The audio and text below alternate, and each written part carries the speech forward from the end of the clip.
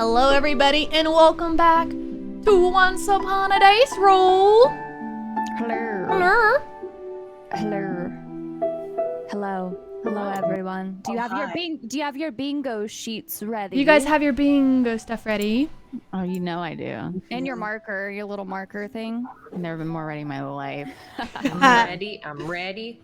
I'm ready. I'm ready.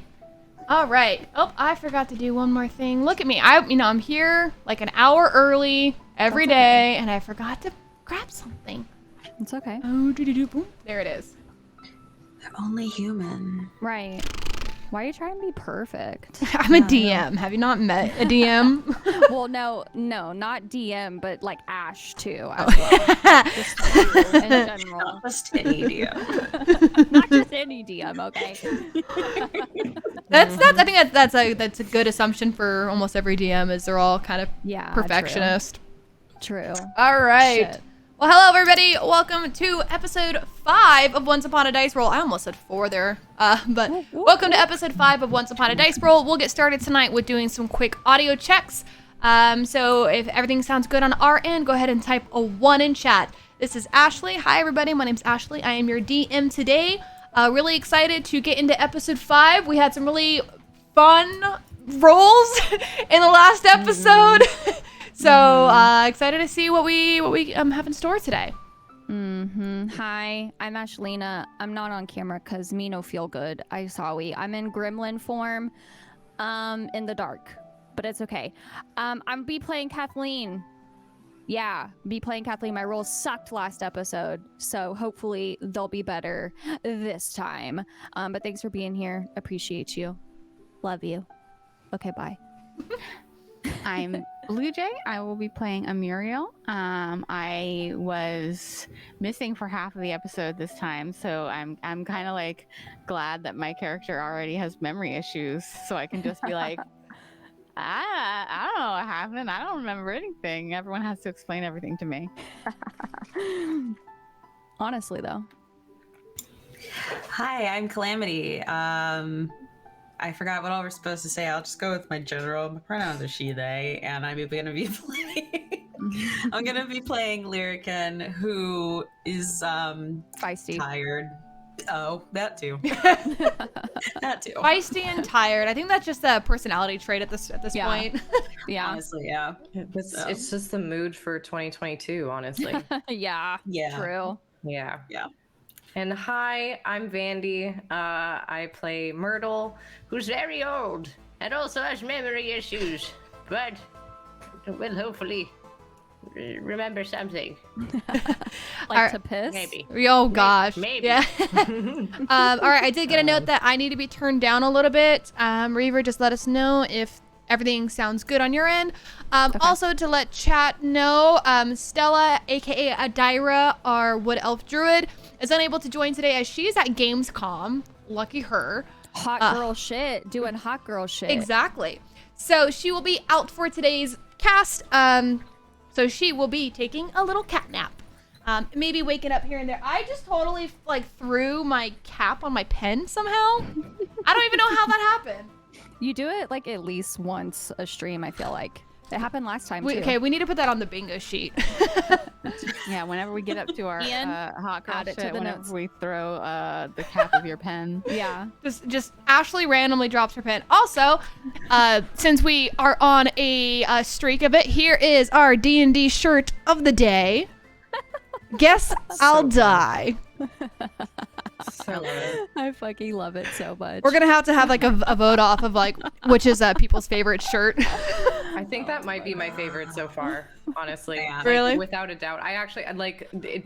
There are very few that I consider, oh, maybe I'll buy it just, to wear it, but that one... I That did one like might be the up there, yeah. their natural one though. I like Oh yeah. God, yes. I do like that one too. That one was great. They're natural. that I like my get in loser. We're playing D&D. My Call me Dungeon Daddy. Everybody loves Dungeon Daddy. I've been really making sure I got some good shirts Hell lately. yeah. Okay. Hell Okay. yeah. I got one more in my closet two more in my closet that y'all haven't seen yet. So I'm Excellent. excited. I'm excited. I swear every 3 episodes I just been ordering 3 more. That's actually a good Which idea. you guys all need to donate to support our Yes. our D&D t-shirt addiction. Yeah. Venmo's Ashleen. Obviously. Ashleen on Venmo. Venmo Ashleen for t-shirts. There you go. Yes. It's very Make sure you important. put it on the invoice. Happy Yes. to take any recommendations or like send me a link if you guys find any Ooh, fun yeah. t-shirts. Ooh, mhm. That's a Happy good idea. to help out. Throw them into Discord, y'all. Throw some cool Yeah. t-shirts into Discord. If you guys haven't checked it out, check out our Discord, exclamation socials in chat, exclamation Discord in chat. I don't remember. I let the mods handle all that stuff. I handle the storytelling. I got it. So there we go. All right. Let me go ahead and change our music up just a little bit. So Except socials didn't work, so... okay, because you know what? That's because it's in my stream, not in here. Okay. Because I actually broke everything out in here, I think, or you That's can just okay. use Linktree. Word. It's okay, we're just gonna pretend it didn't happen. It didn't. No. Just go to the Discord. There you go. What happened? Nothing. Nothing. All right. So, let's begin. Previously on Once Upon a Dice Roll, our party found themselves in the middle of a jailbreak. Their small friend, Cork, was about to meet an ill fate at the hand of the Queen. The party broke into the jail. Not really broke in, but kind of lied their way in. And were able to successfully break Cork out of the jail. But there were a few fatalities from the other party. So, when the party returned, they decided to all follow Kathleen back to her mother's homestead in the Lower Derlusk slums. While there, they learned of the true fate of Cork, who had made a ill-fated deal with a hag and has been forever turned into a mouse. When footsteps approached, the party decided to hide in a cellar inside the home. When the door opened, in walked Alirond, holding Kathleen's mother in his arms as she is unconscious and passed out. All right, so we'll jump right on in. So Alirond walks in and he's holding Kathleen's mother, Jane, in his arms. I hope it's okay if I start. But I had sent everyone into the cellar for safety. There is a cellar located kind of like under the home. It's kind of like a secret because that's where we like keep some of our food away, from the tax collectors, because we really can't have like any, quote unquote extra. So that's kind of where we keep it during the winter. It stays cold and kind of fresh and everything like that. So I send the party there and I stay behind because I felt like it was the best thing to do. And yeah, in walks Alirond holding my mom. And to be corrected, you actually did go into the cellar as well, and you're peeking through some wood, and that's how you okay. saw Alirond. Okay. Well, then I'm getting out of there as quick as possible. And I don't even I probably don't care if they follow me. Sure, whatever, but I'm getting out of there as fast as possible. And just approaching Alirond, probably a little bit upset, in hysterics, what's going on? What happened? What happened? He's gonna look at you very worriedly. Kathleen! What are you doing? And he quickly kicks the door behind him since it was still open. I did what you told me to do, and now I'm here, and now you have my... What's wrong? Put her down. And I'm gonna just demand that he put her on the ground so I can assess her, I guess, look. Give me a perception check. Okay. First roll of the night. Oh, what? Why me? Because you wanted to Right. talk first tonight. True. All right, hold on. Let me pull it up. That is a 7. 4 plus 3 for a 7. God. You are so in hysterics that you can't really like catch on to anything. And so Right. Alaron, he just looks at you and is like, why'd you come back here of all places? He's like not listening to you. Can I step out? Sure. I'm gonna step out, quickly realize sort of, I assume that considering whose house we're in, Kathleen's reaction, that I guess I would assume maybe she looks like her. This is her mother. Would I know that? You probably wouldn't, but Could, Kathleen, is there any deduce that. resemblance? Is there like a strong family resemblance?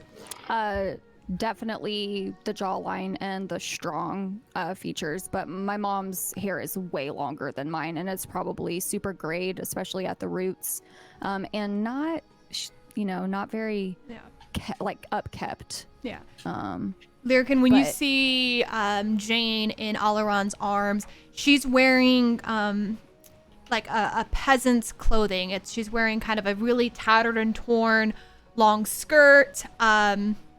But you notice that she does have a bodice on that is kind of accentuating certain features of hers. But you can tell that she has been down on her luck. Probably looks like she's gone without bathing in a while, and she's a very malnourished.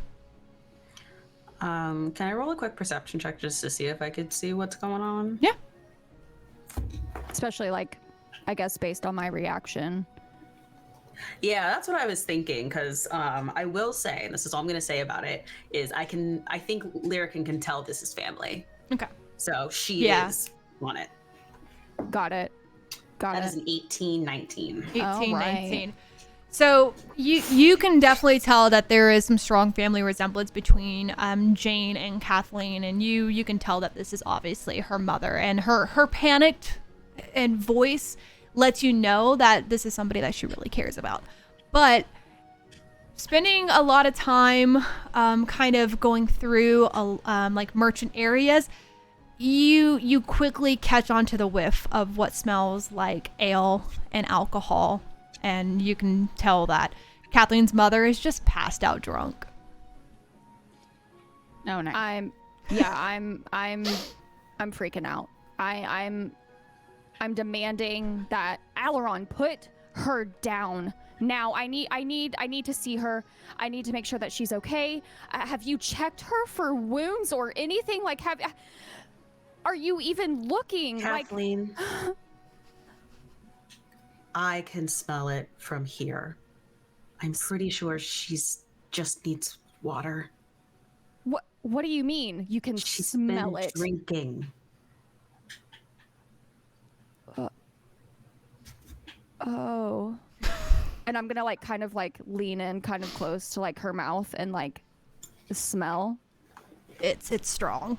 It's a strong smell. Now that you're close enough to her and you're kind of understanding that she's not actually injured, you're finally able to catch a whiff of what you smell. I'll take a step back, and I think I'll be a little embarrassed and kind of put my head down and just You should really watch your tone with the way that you speak to me, Kathleen. And you should make sure you don't just storm into people's houses carrying their mothers, and the first thing you say is, "What are you doing here?" Well, I just hold on. Just lay her down, and I'm gonna probably rip some clothing from somewhere, I guess. Maybe. Oh gosh. Do you think we? I noticed you looking around for things. Muriel, who has been completely spaced out and definitely probably in another timeline for the last 3 hours or however long this conversation stuff has been going on, she all of a sudden knows exactly what needs to be done and takes off one of her many scarves or whatever and just gently lays it over your mother. and you'll see me like halfway like ripping, and I'm like, oh well, never mind then. And I just like put it down, and y'all can tell like I'm embarrassed. And then I I'm like pretty gently embarrassed. like use the end of the scarf to just like tap at her like sweaty drunk forehead and And just be Right. like, you're there. Aileron's Right. still holding Kathleen as you do this, and he kind of Me or Jane? Jane. Oh, I was like, oh, how? Aileron you. embraces Oops. you sensually. Oops. Hold- Oops. holding I'm both sorry. You of guys us. have such great resemblance. I kind of Kind forgot. of game. So he's still holding Jane as you do this, Muriel, and he kind of just uses his body to kind of push his way past you and over to the straw on the ground. That's kind of like the makeshift bed, and he goes and he lays her down, and he kind of like shoves a little bit of extra straw underneath where her head is to kind of prop her head up. And Kathleen, you see him stand up, and he goes over to like a cupboard where there's some rags and cups.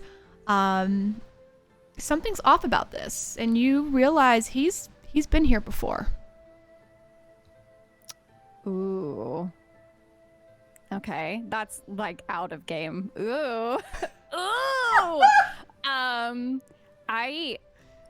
definitely like kind of tilting my head to the side, like perplexed, I guess you could say, just like, wait, how did he know that was there? But I think in this moment, just because my perception was so low, like, and like just like so nervous and everything, I'll probably just run over to my mom, and I'll still be watching him, but I'll definitely like be sitting beside my mom and just like moving her hair out of her face and like, you know, just making sure that she's comfortable.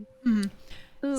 A Muriel who like is kind of like trailing her scarf behind Aileron, also like sits like against the wall, like you're closer to your mother, of course, but she's and she starts humming a lullaby that your mother sang to you when you were a child. I want to cry out of game. Okay. Yeah, that's it's gonna calm me down for sure. For sure. It's gonna calm me down. Yeah, she's leaning against the wall, just like pleasant smile, like eyes closed, very like Luna Lovegood in this moment. Just Right. Like, I'm gonna look at how do you know that song? Did your mom sing that to you too? What? What song? The song that you're humming. Oh, I've never heard that song before in my life. And I'm gonna like touch my mother's forehead. My mom used to hum that to me Interesting. when I Must had be my the place. nightmares. Okay. And I'm still just like so unsure like how all this magic stuff and like, you know, obviously Myrtle freaking stabbed a freaking arrow through my arm. Like I'm still kind of like, how does all of this work, you know? But I'm just there's a lot going on. Kathleen is definitely, I think, overwhelmed for sure. And while this interaction is happening, Aileron walks over with a cup of some water and a rag that has been gently dampened as he kind of steps outside before coming back in with some extra firewood and stoking the fire back from its embers into a small flame to kind of warm up the room. I'm gonna see that, and I'm gonna get up a little hastily. What are you doing? How make yourself at home, I guess. Myrtle also is gonna like, I guess would have been like halfway down to getting underneath the like in the place like the hidden place. Probably. Oh. Is someone sick or ill? And that makes me nervous. My mom. Unless you have some way Drink too to much. de-drunk or prevent some sort of hangover. She's fine. Oh, sure. I mean, it wouldn't be the first time I've had to cure somebody of their imbibements. And I'm gonna kind of like waddle over. What are you gonna And- do? What's Okay. gonna happen? I understand, my dear, that you are hesitant around my craft. Well, However, I can assure you I'm a professional. oh, oh, And do you give me permission as your mother's keeper to help her? yeah. And then I'm gonna like kind of like step away and like be looking at Alaron, what he's doing. Myrtle, how are you gonna help her? I was just gonna cast a level 1 Cure Wounds, because from what I remember, Cure Wounds actually helps with some intoxication Yeah. and other kind of like light, non-magical poisoning kind of things. Okay. So I'm just gonna go over and just kind of like touch her forehead and just be like, all right, and just kind of like feel around, like feel her chest to feel how like if it's like too warm or something, and kind of like turn her to her side, like almost like arm up. Be careful, Prone. Myrtle. I swear to God, somebody's got to fucking put a... I'm just gonna be looking between her and Alaron, just like, what is happening in my home? Like, how have I lost all control? Lily, give me patience. And I'm gonna cast Cure Wounds on her. I mean, if she gets any hit points back, she gets 11 hit points back. Okay. But yeah, and I'll just kind of like, You got a bucket? Yes, Bucket! Bucket! yeah. Bucket! And I'm gonna go run. I'm assuming in the corner, like, well, yeah, it's probably gonna be the waste bucket, but it's just like the first thing that I can find and just like run it over. I'm just gonna like have it kind of like close to her face kind of thing, just in case.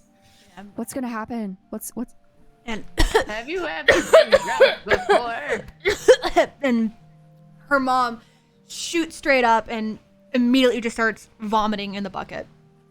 And the answer is no, Myrtle. And I'm gonna bend down and just like, you know, like start, I guess, like brushing her hair. Kathleen, you So seem to have a much. lot of questions So about magic. much. Have you ever considered reading a book?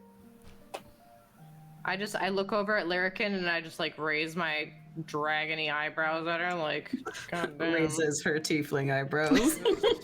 Eyebrow. I have these- Kathleen is gonna shoot up, and like, I mean, her voice is very stern at this moment, and she's looking at all of you. Yes, with the eyebrow raised, mark it off on your bingo sheets. Yes. Kathleen is going to look at all of you. Everyone, hold on a second. Why are you You are raising in your my voice? home, Myrtle. I will literally kick you out of my house. Listen, this is my mother. You have no idea what I have been through in my life. And yes, I love to read books. Thank you very much. Second of all, we need to be focusing on my mom and what the hell Alaron is doing in my house, knowing where everything is. I'm just gonna slowly get up, crack my back a little, just look at her and be like, Be my guest. and I'm gonna go sit in the fucking corner and pick up a Dyra and just sit with her on my lap and just wait. Not say a fucking word. Please tell me you're petting her like Mr. Bigglesworth from Austin Powers. Absolutely. Oh yeah, Like a I'm like evil villain, like with my fucking dragony hands, just going. With your claws, just like... Oh yeah, And then just she's gonna giving claws her to the scratch perfect behind the little, ear. like, And yeah, the little head scritches. Because I know she's probably like asleep or something. She's curled up, right? So I'm just like holding her anyway. so she's probably not asleep just yet, but she's like, yeah, just a little bit more to the left. And she passes out in your arms. Well, Kathleen, if you'd like to understand magic better, I have some books that I could loan you. And as for Alaron, well, the answer to that is clear. It's obvious he's been here before. I'm gonna take like a yoga, just meditation, deep breath.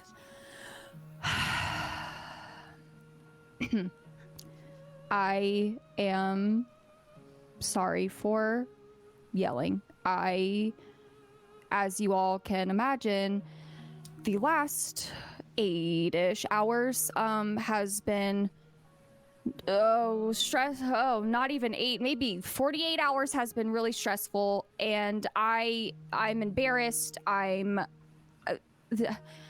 Look at my home. I'm sorry. And you get distracted by a very frail and slightly still drunkish voice. Kathleen, is that you?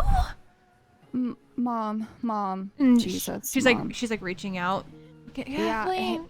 Hey, I'm here, and I'm gonna grab her hand and kneel beside the hay barrel, the place where she's laying.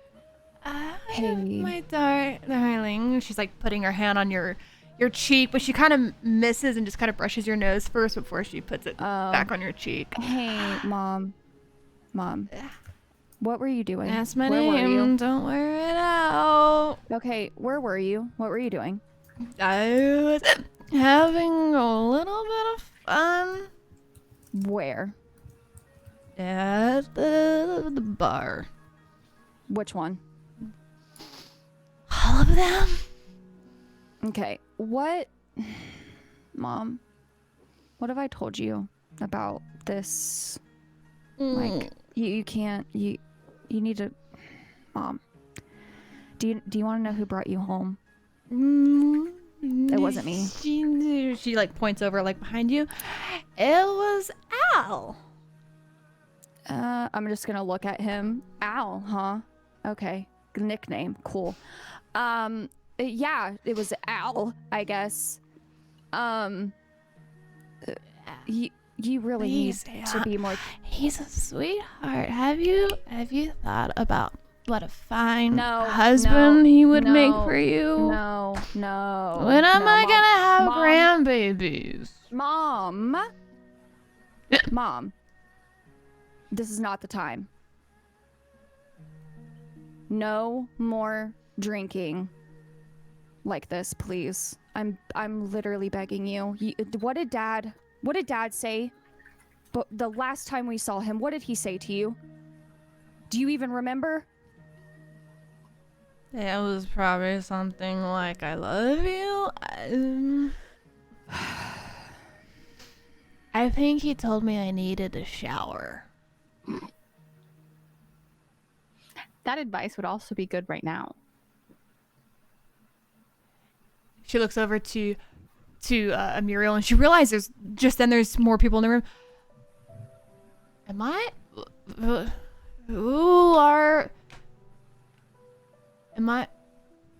Who are all you people?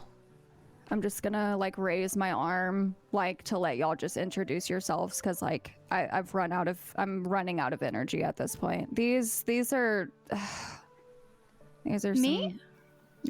some people. She goes to point at Muriel, but is happening to point a little too far to the left and is like pointing at the wall because she is just drunk. Muriel steps over to be where she points, and it says, "I'm Muriel Chantreri. I'm a chronomancy wizard I am at the school, the mage's school." She quickly looks over to Jane. Am I dead? Not yet.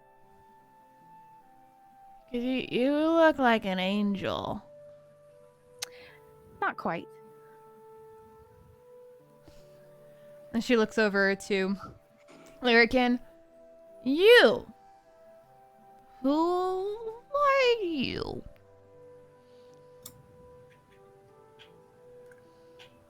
Someone who has been helping your daughter in the situation that she's been in. Are you horny? Get it? 'Cause you got 'Cause I have horns. horns. Yeah. Because I have horns. Yeah. Mom. Yeah.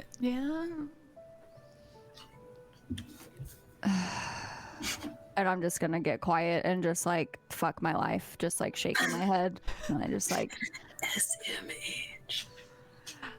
Do you have water anywhere nearby that I can go and get?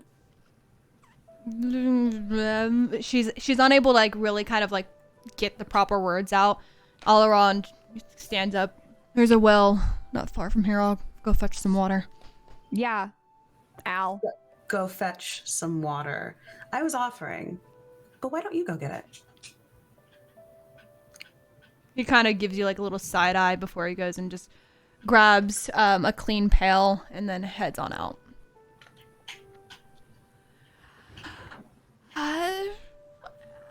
Ow. She looks over and she sees Myrtle. You made me feel like this. You're muted. You're muted. No, dear. You made you feel like this. I was sleeping or dead before. Before. And then she goes and is throwing up again in the bucket. No, fantastic. And she kind of sits back up and then just would like wipe her hand across her face. Oh, mom. That's disgusting. You're disgusting. Okay. Jesus Christ. We need to get you cleaned up.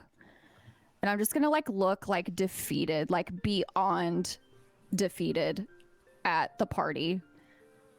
Suddenly, I'm glad I don't have a mom. Okay. I'm gonna go clean my mom. We don't have a lot of things here, but as you can see, there was some like vegetables and stuff stored in the cellar. So if you're hungry, you can grab some of that. I'm gonna try and get her cleaned up and get some water. By this time, Cork, who had to do everything he could to shimmy up the ladder because it was taking him a while, and he kind of sits up and is like, oh, looks like I dropped in at the right time. Hey, Cork. Yeah, she did it again. Are right. all moms like this? No. No, they're not. Well, let's go get her cleaned up. Yeah. And I'm just gonna like help her up. I'll probably pick up Cork like in like my left hand, and like he can either like stay in my hand or like on my shoulder. He'll climb up to your shoulder to give Okay. you full strength to pick your mom up. Yeah, and then I'll just like, like intertwine my arm with my mom and like, just like wobble her to Don't walk too fast. The room is spinning. I'm literally not even walking fast, Mom. And she goes and looks at you. Have you ever told you look just like your father? And she goes to like boop you on the nose, but like misses. Mom, you tell me that all the time. And I'm gonna like,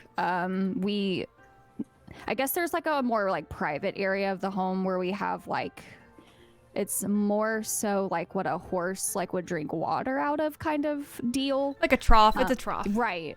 And there's a little bit of water in there, just a little bit. But enough to where I feel like I could rinse her off at least, get some of the grime and the sweat and just that smell off. And I'm gonna, help her in. I won't like take off like all of her clothing, but just enough to where she's like, She's down to her skeevies. Yeah. Scurvies, Scurvies. whatever I said that one time. And I'm just gonna, just be taking the rag and slowly just like wiping off her face and, you know, her neck and chest and armpits, you know, just like getting her all cleaned up.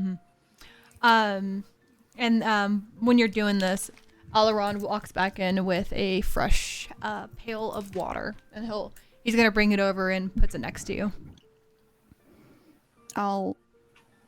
As he like puts the bucket down, I'm gonna like grab his like wrist. Is this what you meant by taking care of my mother? You've been here before. How? And I'm just gonna let go and get the bucket and start filling the how do you say it, Ash? Trough. Trough. Okay. Yeah, I have many times before. Why? Why? He's gonna go and like kind of quickly like just kick over one of the stools so he can sit down next to you, and he grabs a rag and he's helping kind of like brush your mother's hair out of her face. Do you remember the day that I recruited you into the Queen's Guard? Unfortunately, yeah. I remember the one thing that you said is that you couldn't because of your mom. Is you couldn't be away from her. And you had mentioned to me that the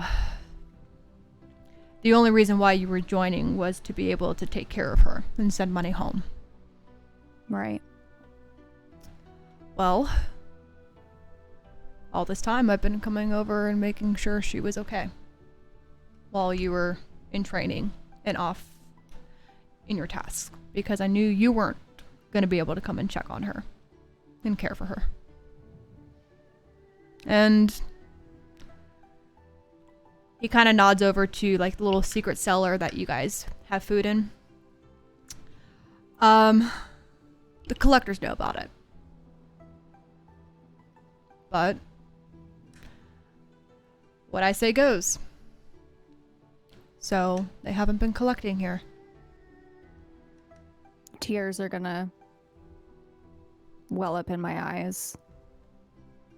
I'm just looking at him, just soaking in every piece of information he's telling me, and still kind of like, you know how when you're like you're like doing something kind of on the side but you're also engaged in a conversation? That's like me like watching my mom, but like, you know, still like having a I'm sorry. And thank you. Listen. Anybody who normally joins the Queen's Guard, they do it for selfish reasons. They want glory, they want fame.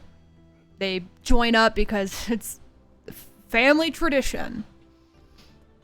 You were the first one who joined to help somebody else.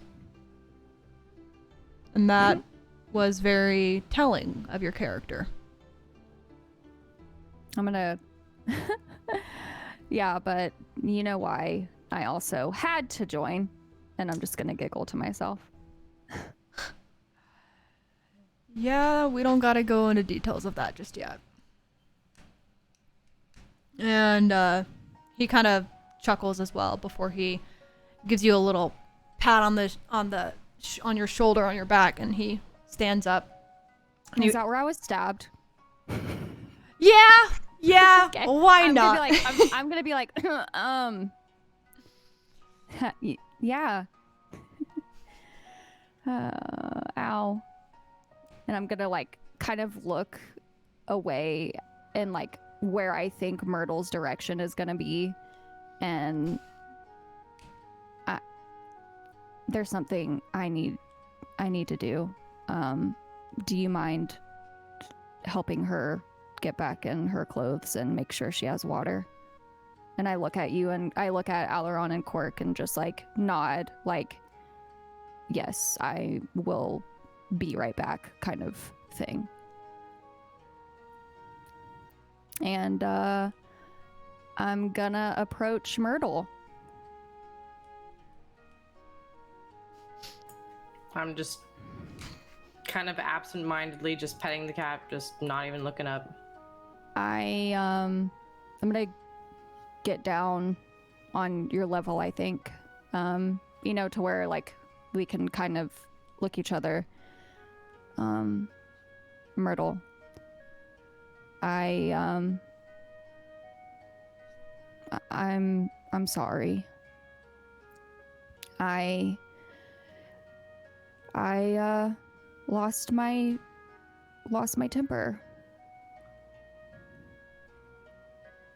Yes, I could tell.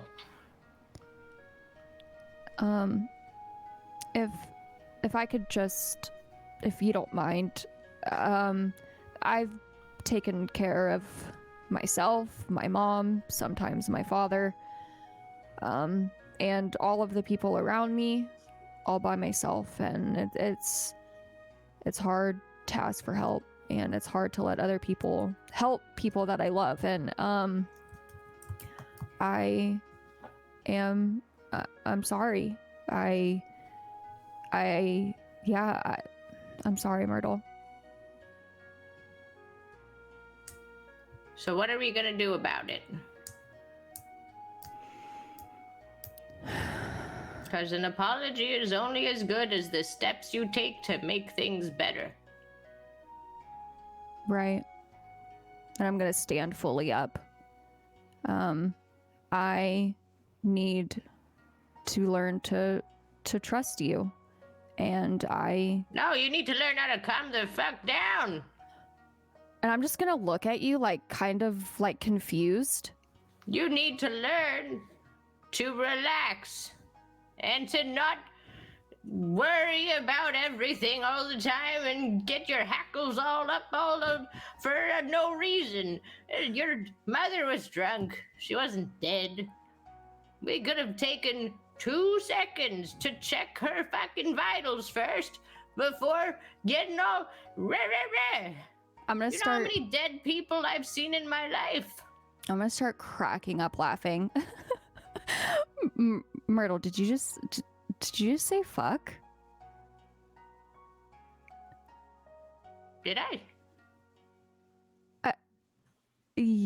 Yeah, I'm pretty sure you just cussed at me. But And I'm just gonna I've be- never cussed at you before. No, and that's why I and that's Well, why fuck I'm you. Oh. Yeah, there you go. Now it's not so new anymore. I'm gonna reach for your hand if you let me, and I'm just gonna look at you and I'm gonna say, yeah, I'll learn to calm the fuck down, Myrtle. I promise. It's not as easy as you think it is. Trust me, I've seen some high-strung people in my life, and the only thing that calms them down is a good old... Well, I think you're probably, if you're not drinking, you're definitely not going to be doing what they were doing. Oh. And I'm just gonna scratch my head like, oh. Don't worry about it. It's Okay. a bit too advanced for you right now. But Oh. we'll get there. Okay.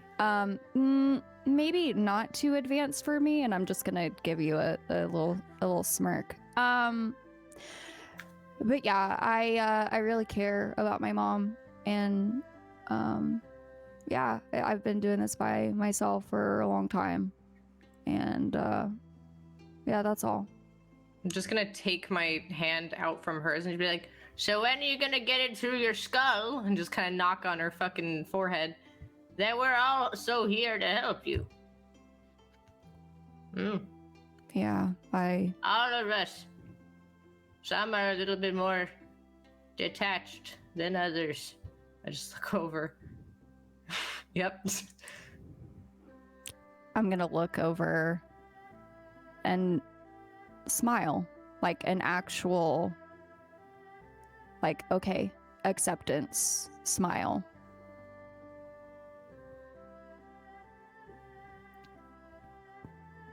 Good. Thanks. Yes, well, don't thank me yet. I'm still gonna be a pain in your rear. Great. You don't sound so excited either. I'm just gonna giggle again. Now go tend to your mother. She's clearly ill still. Right. I was muted this time. And so's Blue. You're So's muted, Blue. This is just the mute cast at this point. I might be out of it, as you All said, hands a lot of the time. But while Kathleen's mother is, of course, an issue to be dealt with, weren't we on the run for treason? Shouldn't we figure that out? Maybe? And that's gonna like, that's gonna snap me back like into a little bit more of like, oh shit. And then I'm gonna go run over to where Alaron and Cork. If I see her start to panic, I'll just be like, Ed. Right. Right. I'm just gonna go talk to Alaron. I'm okay. The place is so small, he overheard Okay. everything. About that. And he had just finished kind of getting your mom back into her clothing and had like brought her back into the bed, and he's laying her down, and she's just like she ends up grabbing like a bundle of straw before cuddling onto it to get cozy. Yeah, just rest. And he goes into his left hip and he pulls out a scroll. This was brought to me. The queen has requested your presence.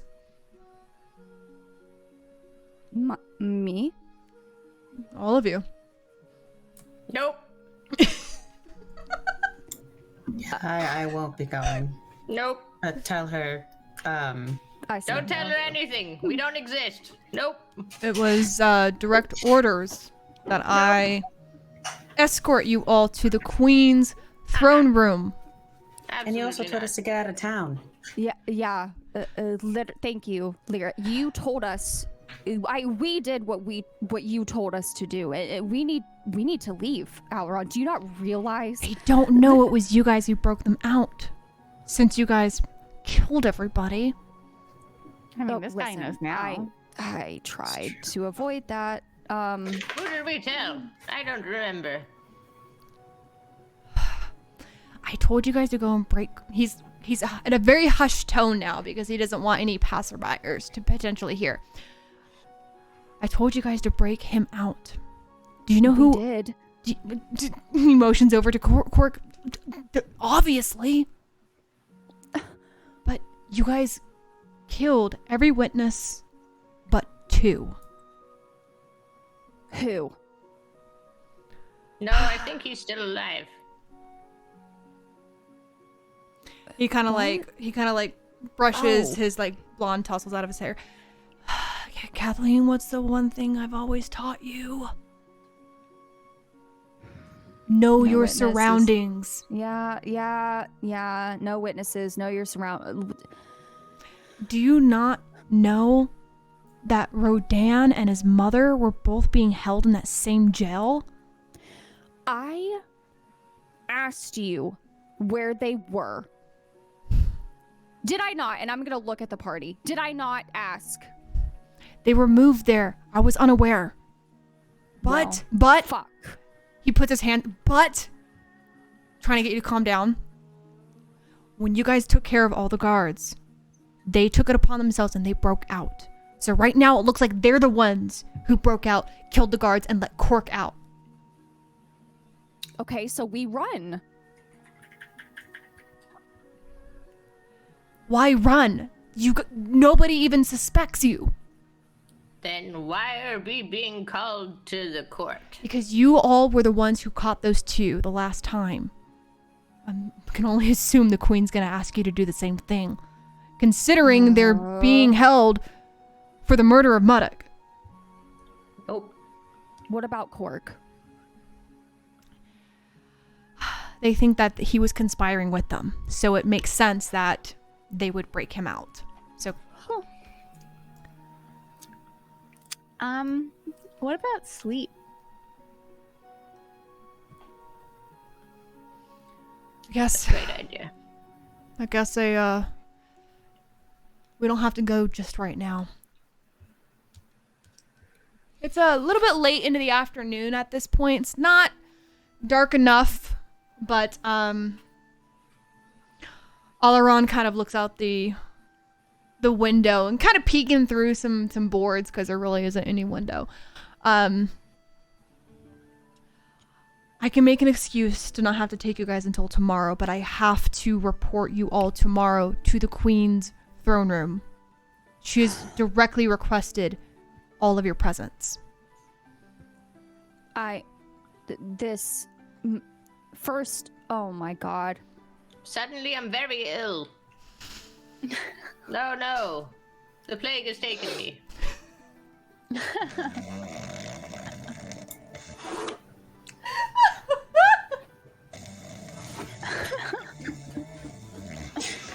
I'm gonna look at everybody and just like If I had any spell slots left, I would cast sleep. Oh my gosh. Oh my god. And he just looks over at Kathleen and puts his hand on her shoulder. I'll be back come morning. Stay here. Go back to the... What if we don't? Out What of if we don't? character. Why did you ask that? We could have left. Now he will post cards or some shit. God damn it. Fuck me. Shit. You know what Catherine happens. tells too many things. You know what I've been a guard happens. for too long, Muriel. I'm sorry. Okay, sorry. Go in, back in. We're in. You know what happens to those who deny the Queen's presence request. Yeah, I guess I'll see you in the morning then. Now, I'm exhausted. he looks around the room. I don't suspect that there's enough place here for you all to stay. They're not going anywhere. They'll be safer I can here. go.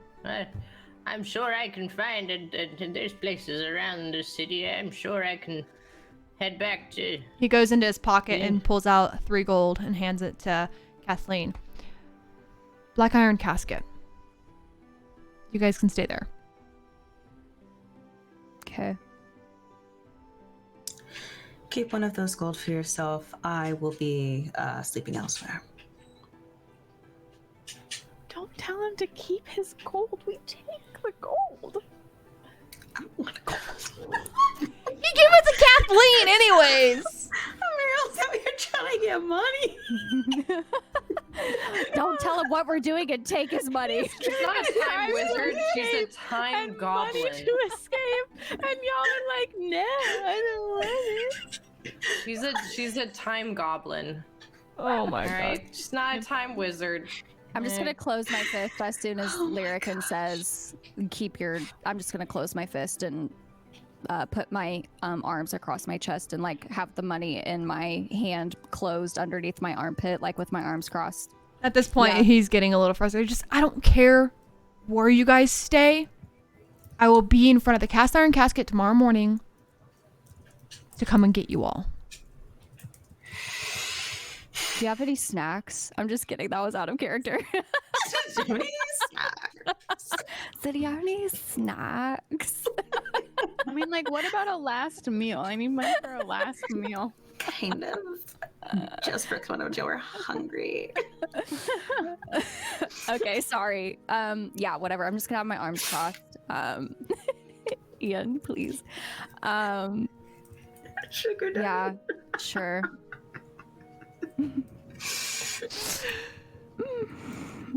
Yeah, sure. Alaron just rolls his eyes before he goes I'm gonna and roll my eyes too. he goes to walk out. But as he's walking out, the sound of his armor kind of like pressing up against his chainmail. Kathleen's mom stirs awake. Bye, kind of just like a little Mom, go back to bed. Okay. And passes back out, and Alaron just... Good night, Jane. As he closes the door behind him as he leaves. I'm gonna catch the door as he's closing it. It's Mrs. Ruble to you. And thanks. And I'm gonna shut the door. You just hear him go, "Goodbye, Jane!" through the door as he walks away. I'm gonna flick him off through the door. But you're married. Me? No. I don't Oh. marry. No. You don't marry. No. Hey, you're missing out. No, not really. I've been married twice. I've done Which other one things was a your lot favorite? of times. Was it the first one or the second one? Oh, the first one for sure.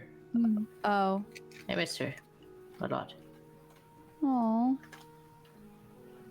Whatever. Past is past. Oh. Actually, the past isn't always past. For me, at least. Interesting.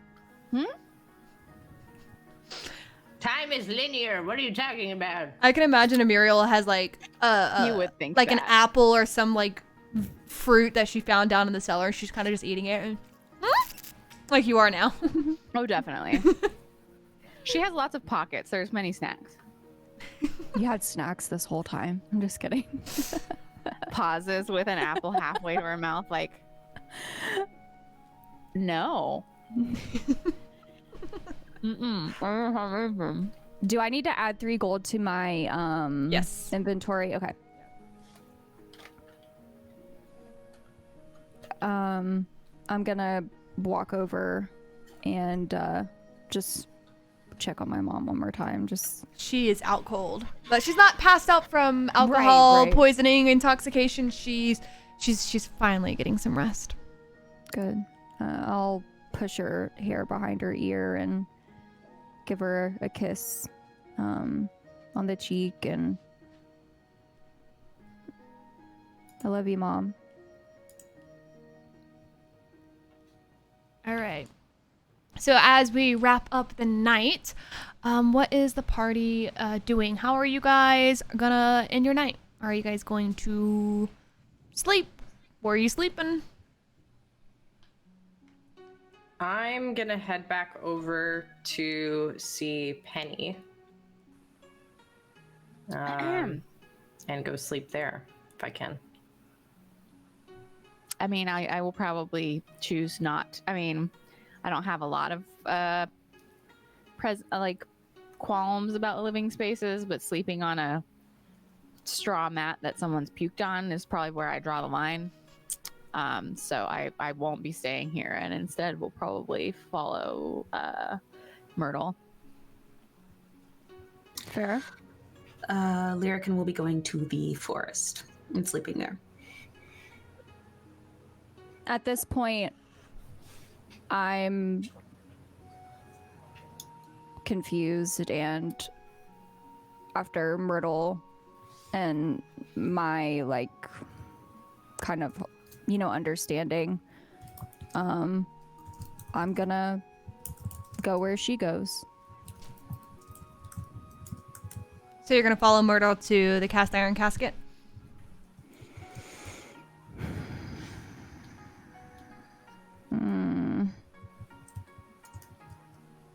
That's where he asked us to go, right? Yeah, right.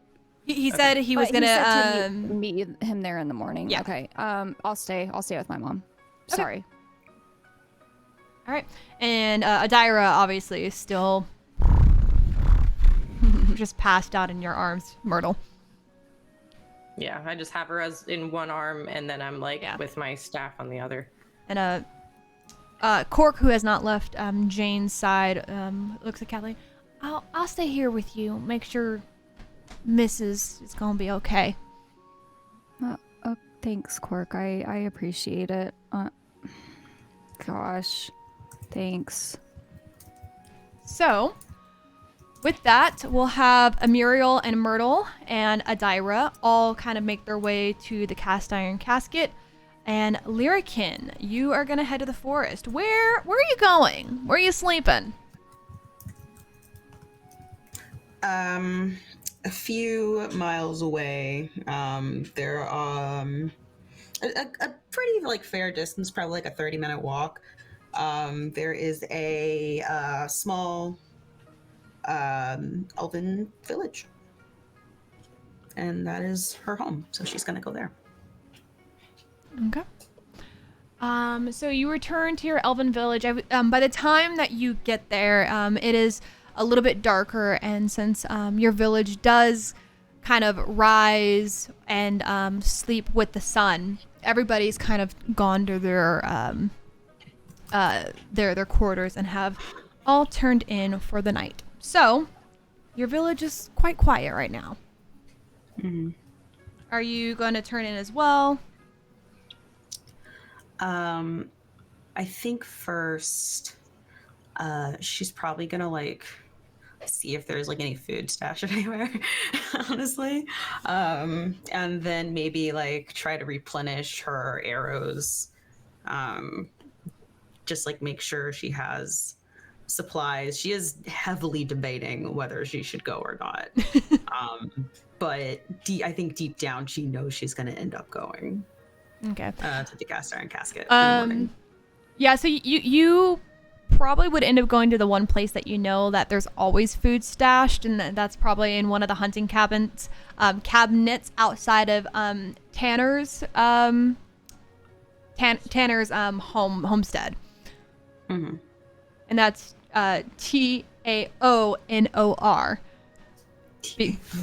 Because it's for some reason going to spell it Tanner, Tanner, according to the closed captions.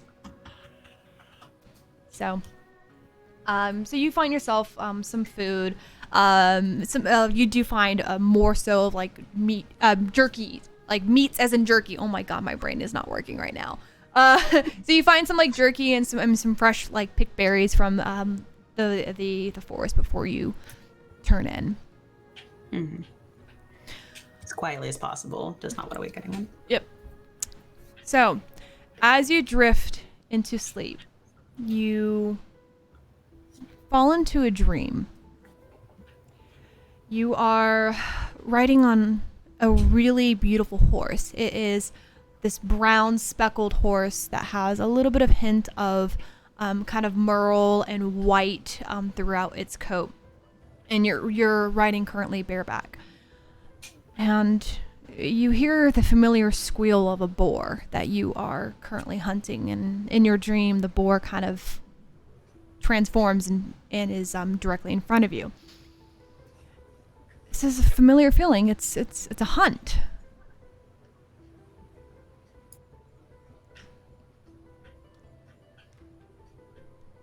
Are you doing anything? So I thought you were rolling. I'm like looking No. down. You're like, oh no, hands. I'm like, no. What are you doing? I think maybe being pretty exhausted probably. Because she only got a half rest last time. Probably just like doesn't perceive that she's in a dream and is like, all right, it's hunt time. So I will say, like, in this dream, like, her hair is usually, like, up, but right now it's, like, down and just, like, flowing and just down and, like, just looks a lot more relaxed in general. And is, like, quietly, like, clicks to the horse so they can move forward and she can go after the boar. Okay.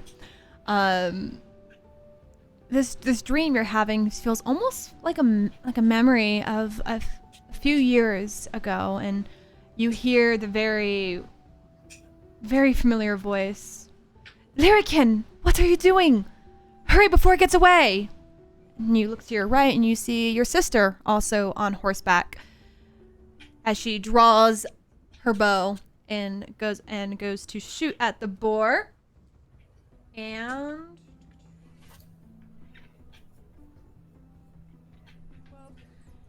And she hits it to deal 6 damage. and you hear the boar squeal as it kind of like kicks its hind legs for a second and then starts running faster. Lyrican is going to, as soon as she sees her sister drawing her bow, she gets very competitive and like draws hers as well to shoot. All right, go ahead and shoot. Well, that's not a large machine. Hold on. Oh gosh, I haven't done things in a second. Please come back up. So that's okay. 16, and then I add the +6. Mm-hmm. So that is 22. I can't do math in my head. Sorry. Mm-hmm.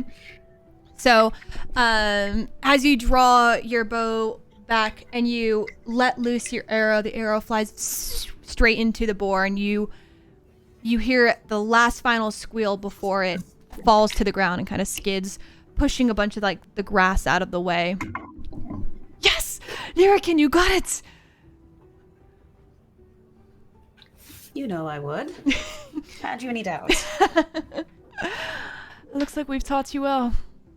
She jumps off the horse, and it kind of goes to a stop as your sister starts to approach the boar.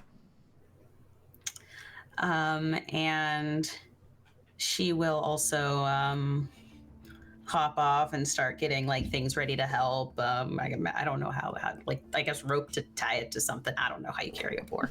Here, but catch as she goes catch as she throws a dagger to you. Go ahead and give me a athletics check. Let's see if you catch it. Oh my gosh. Oh, okay. Oh my gosh. Okay. Okay, that is 17, 18, 19. Whew. Yeah. Okay. Whew. All right, yeah, you caught it. You caught it. And Probably like shows off and catches it like right before her face. She's a brat. there you go. And she goes, "You know the drill. We have to gut it before we take it back in."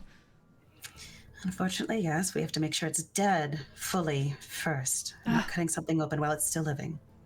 That's right. You know what to do then. Always. And just checks and like makes sure that the boar is dead before like preparing to dress it. And she looks to you and just quickly goes, What? "You have to slit its throat to make sure it's dead." I can tell it's dead. All right then. Be my guest. If it starts to kick back and squeal at you, it's all on you then. And she'll roll her eyes and go ahead and slit its throat. So, as you go to slit its throat, the moment the knife draws completely across the neck, the boar, in a puff of smoke, transforms into your sister. And your sister is holding her neck, gasping for breath, as you just realize you just slit your sister's jugular. And you quickly snap awake. Oh, I'm awake. Okay, dang. Probably doesn't fall back asleep after that. Probably doesn't. And with that, we'll jump back to Myrtle and Amuriel as you guys have probably already made it to the cast iron casket. And what is going on? I'm just gonna walk in. Penny! We're back. Just.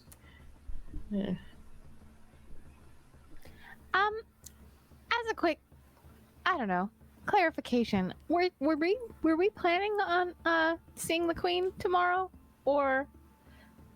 Oh, I sure as hell am not. I'm taking off first thing in the morning. Okay, yeah, I didn't think that it was a good idea. It's not. For some of us more than for others, I think. Do you know somewhere else that we can go? Anywhere but there. Okay. So, yeah. Anywhere. I mean, listen, I've been on the road for a very long time. So it's I wasn't planning on being in the city that long. But Oh, I've never left the city. oh, you should. It's beautiful out there for the most part. Other Well, than I hadn't finished my studies, you see. But I guess now is as good a time as any. how long do you have left in your studies? Oh, well, I've kind of been expelled. I think. I didn't really ask. Right. It's fine. Real world experience is just as important, if not more important, than hitting the books. You want some food? I can whip something up. Just before bed. Sure. I'm gonna go into the kitchen and not do anything too elaborate, but just grab my cooking utensils and everything and make I don't know, maybe a couple little sandwiches or something. Okay. As you're in the kitchen, you can't really find Penny. Penny's nowhere to be seen, but Grig kind of walks in to deliver some boxes and crates of like vegetables and stuff like that for the next day. What are you doing back here? Do you not remember? Oh, I remember you. Well, then that's all you need to know. But I'm cooking. But when Penny's here, you can come back here. Penny's not here. Well, where's Penny? She went to go run some errands. Then she'll be back soon, and I will cook until she gets back. Plus, I can give you some coin or whatever else you want, Greg. And plus, I can probably teach you something. Are you saying something about my cooking? As you look over and you see like a pot that is like over boiling. It has a slight smell of burnt, and you just kind of see like maybe like an eyeball kind of roll over the top as it's boiling. I wouldn't dare. Then have a taste of my stew. Is this a new Greg recipe? It's a family recipe. My mom's.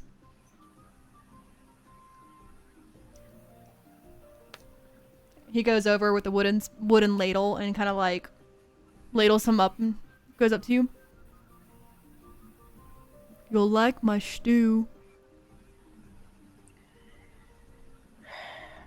If this kills me, I'm gonna be more embarrassed for you than for me. And I'm gonna take a sip.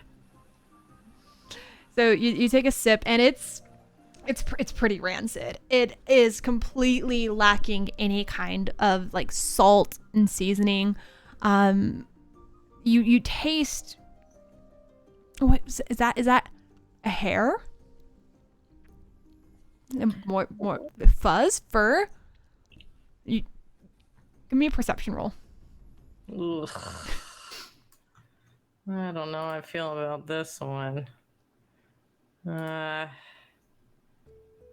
It's a 3 + 2 for 5. You don't really, you can't quite put your finger or your claw on it, but it's something that you've never tasted before, but it doesn't taste like something that should be edible. I spit it out. You're pulling my tail. No. What do you mean? Family recipe? What's in this thing? And I'm gonna start like ladling some stuff up and like kind of pouring it. You see as you kind of ladle it up, you see like that one eyeball that was in there. It kind of like falls off the ladle, but sticking out of like the deepest part of the stew within the label looks like a rat's tail. It's the rat stew. Is it for rats? It's rat stew. Did you skin the rats before putting them in the stew? You boil them whole. How are you still alive? And you've eaten this? On multiple occasions? On purpose? It's a family recipe. My mom used to make this for me when I was little. Is he fucking with me? I cannot Give me a tell if he's fucking with me. Go ahead and give me a perception check. It's a 13 plus 2 for 15. He's not fucking with you. It's actually it's a family recipe.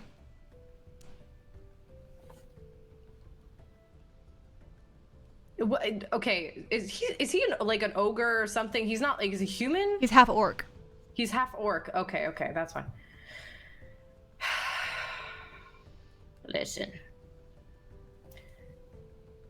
Clearly, my taste buds are They're not well defined. It's okay. different than yours. Clearly very... Have you served this to anyone before? No, yeah, it's a delicacy here. For coin? For coin. It goes for 2 silver. And people ask for this? Yes, it's cast iron delicacy.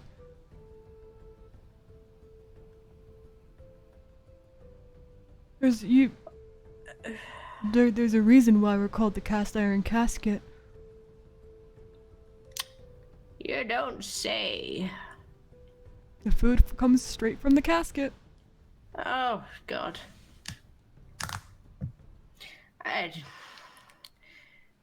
Do you at least strain it before you serve it? Of course, I strain it and then serve it with a fresh loaf of lavender bread.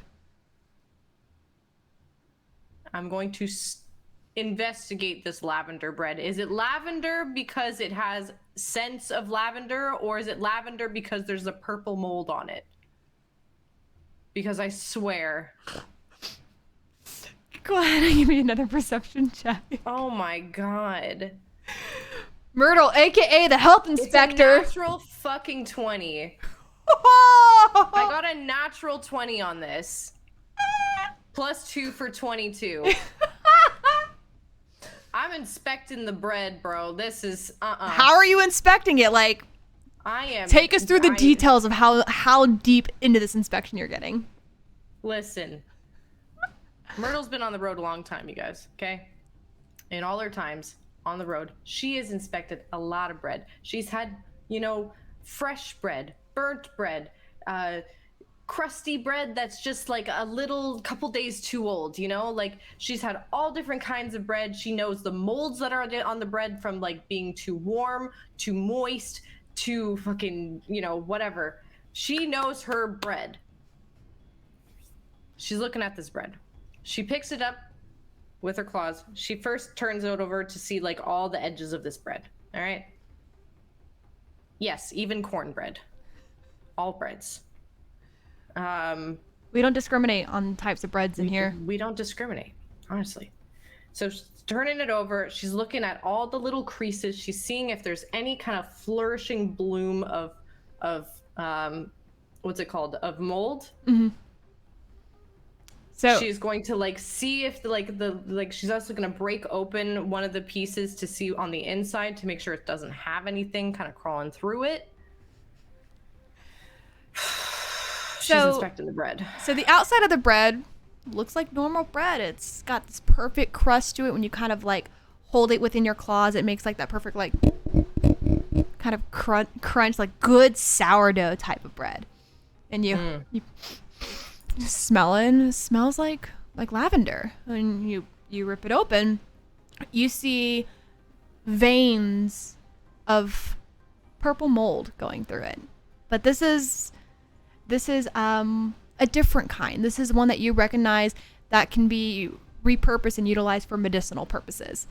Kind of also tends to get people a little bit on the high side when ingested.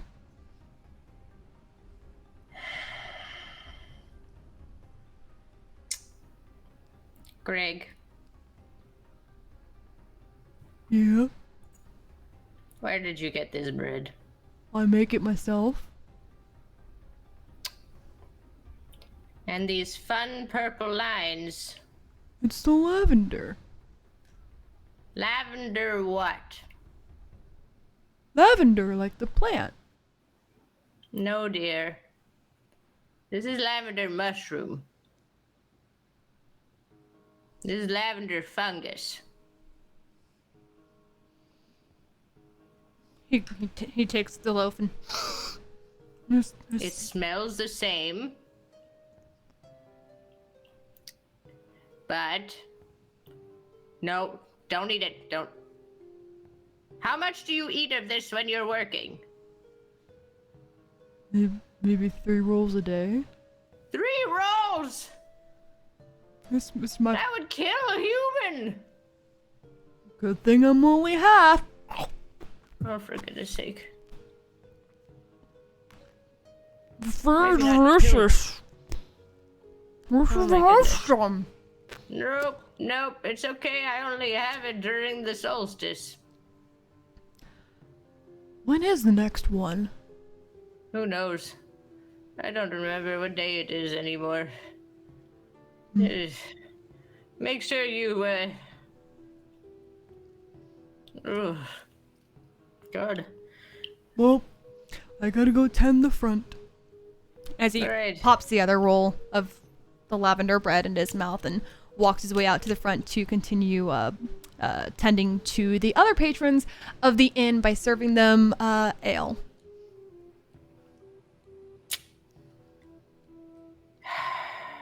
I really need to have a talk with Penny. I'm gonna make my... I'm just gonna look for any bread that's not the lavender bread. Like, I'm trying to look for... And I'm gonna just cut off, like, bits that I know are, like, badly molded or whatever. And I'm just gonna, like... Yeah, kind of crunch them up for birds or bird feed. Okay. Or something. I'm just... Oh, man. Muriel, what are you doing? I would like to, like, at first Muriel watches Myrtle go into the kitchen and, like, sits down at a table. I'm assuming that's, like, I don't know, is this place fairly empty? If Penny's doing errands, then it's probably fairly empty. It's a little bit later in the afternoon at this point. It's a bit more popular. Patrons in Lower Derlusk are kind of flocking here for some food. It's a bit more lively. Oh, okay. Penny needs to do her errands at a different time. Okay, so yeah, Muriel tries to find like a empty table or an empty seat. And at first she's just like, folding her hands in front of her and like patiently waiting, but that lasts not long at all. And like things start to come out of her bag, like, oh yeah, here's this book, like, oh yeah, here's this da-da-da. And then the egg shaped thing that she found ages ago comes out of her bag, and she's like, oh, forgot I had this. And I would like to, can I like attempt to identify? I don't have the spell identify, but can I don't know, like use my brain? Yeah. So go ahead and I would say give me a nature check on that one. Okay. Let me use my brain. I got a 16. 16. So you're holding this egg in your hands, and it's quite large. It's I would say it's about the size of like a human head. It's quite large. So as you're holding it, you feel this sense of warmth coming through it, and oh, you remember reading about this. This is a dragon egg. Ooh. Yeah, so she, takes her time examining it, probably starts taking notes on a new page, of her journal, decides like, oh, I've got my journal out. I'm gonna record the things that happened to me today. Realizes that she doesn't remember half of it. Gets distracted again. And then, like, eventually, because Myrtle is taking a while in the kitchen, like, comes back around to the egg again. And, like, I don't know how long it takes, but, like, when Myrtle, like, eventually comes back out, she's just, like, nose to nose with this dragon egg and, like, talking to it. Oh, okay. Yeah, so that's, yeah, I mean, that's very interesting. Like, I also don't know my mother. I think, well, I don't think you really need one. I would offer, but I feel like I would just be an awful mother. And she's just talking to the egg. Myrtle, have you emerged from the kitchen yet? I mean, that's when, like, we're circling around, like, in a, you know, attention deficit sort of way. So, like, when you get, like, that's where we are. I probably would have emerged by now. Like, I want to say. Okay. It wouldn't have taken me very long to make very basic sandwiches. All right. Like, yeah, I'm not trying to make anything fancy. I'm just trying to make something that's not going to allow us to starve when we sleep, kind of thing. Yeah, so you emerge, and you see Muriel holding, and you recognize this thing right away, a dragon egg in her hand, and she's, like she said, she's nose to nose with it and just talking to it. Muriel. Where did you Sandwiches. Thanks. trade? And I'm just going to put the sandwich down and reach out for the dragon egg. Sure. And I just pick up the dragon egg. I haven't decided what to name it yet. Where did you find this? Where did, and like, she flips through a couple pages of her journal and she's like, oh, it was at that dead fellow's house.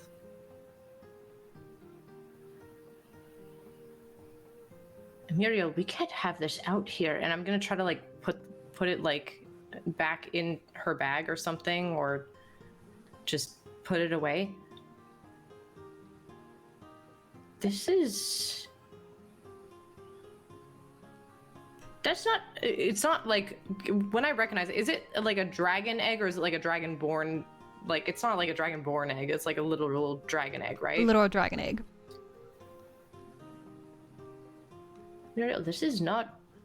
And I'm just gonna put it down like in the bag and be like, You can't have this out like this. This will get you killed. So, a different kind of killed from being traitors to the crown, or? Well, worse. Nobody will know where to find you. They'll take the egg and everything and take the rest of your belongings. Make sure that you're never found again. I'm quite put this fond of away. my belongings. Yes, well, then you won't put that out in public. We can investigate later. What about Jim Who? for a name? For a dragon. It's too short. Well, Jimowin. The Destroyer.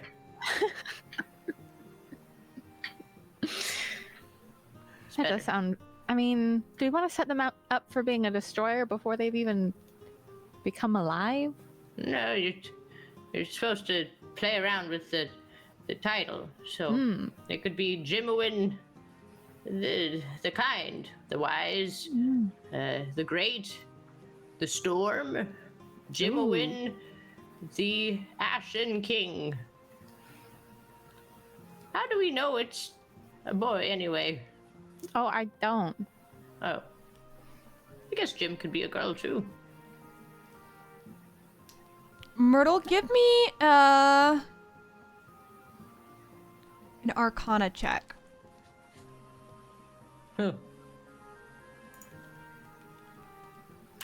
it's 4 minus 1 for 3.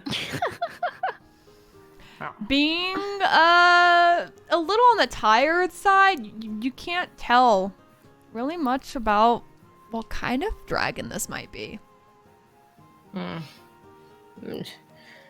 Listen, tomorrow morning, before we split up or whatever, let me see the thing so that we don't forget. I want to take a closer look at it because my eyes are getting very tired after all the acid puke smell. Yeah. Muriel, who has been like eating during this conversation, like stuffs the rest of the sandwich into her mouth and is like, well, if we're gonna get up early, we should probably get to sleep. What time is it? Oh, It's late mid-afternoon. late afternoon, early evening. But considering it's from what it sounds like, you guys might want to try to avoid Alaron, so you'll probably have to end up waking up earlier if that's the case. So to get a full long rest, you might want to go to sleep early. If you guys want to stay up a little bit later, that'll probably account for a short rest. But that depends if you want to wake up early to avoid Alaron. But that is up to you guys. I think it's probably best if we hit the hay early. Get up early. And then, well, get the heck out of here. Okay. I can go to sleep whenever. That is a very powerful power.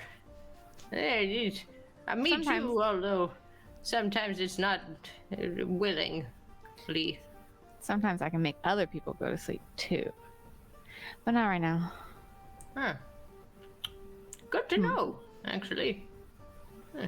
Maybe if I ever have my bouts of insomnia, then I'll ask you to give me a good old magical bonk of the head. Sure. All right. I like shove all my stuff back into my bag, and then like I guess we probably have the same room as last time. Yeah. All right, so everybody turns in for the night. So everybody go ahead and log off a long rest on your character sheets. Lyrican, you can also take a long rest, even though that nightmare probably kept you up a little bit longer. You guys it's turning it early enough that you can take a long rest. And with that, we will also go to a break. During the break, everybody levels up. So feel free to go ahead and get your level up all completed. All right, chat. We will be right back. This is a time you go to the bathroom, go piss, girl. Go piss, girl. You will also be able to go grab some food, stretch, do everything that you got to do, and we will be right back. Woohoo!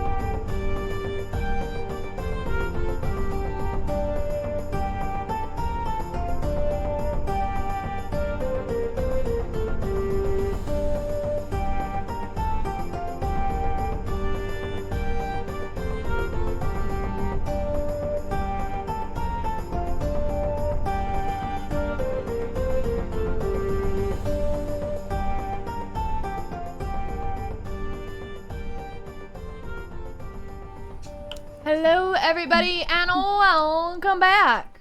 Welcome back. Welcome back. We just got back from a little break, and I hope you guys all had a nice little stretch. We got some snacks. I got some pumpkin spice and chocolate chip cookies. Oh my god. I think I had cherries.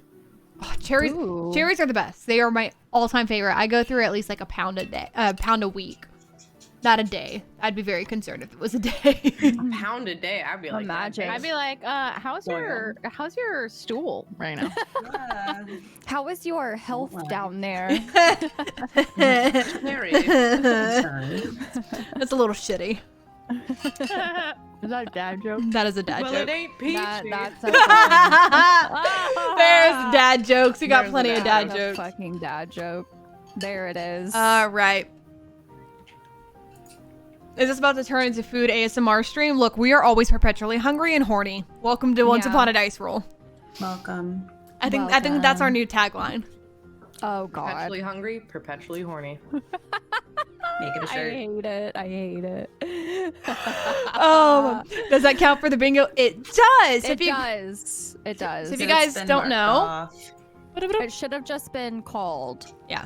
So if you guys don't know, Oh, what dad the joke. heck? Yeah. Bingo and D&D? That's right. Every single broadcast, we play bingo alongside the broadcast. So if you guys are on your PC, go ahead and just hover over the video and make sure you enable stream bingo to give access, and you guys can play along. Winner gets a copy of the D&D Player's Handbook, because we want to get more people addicted to D&D.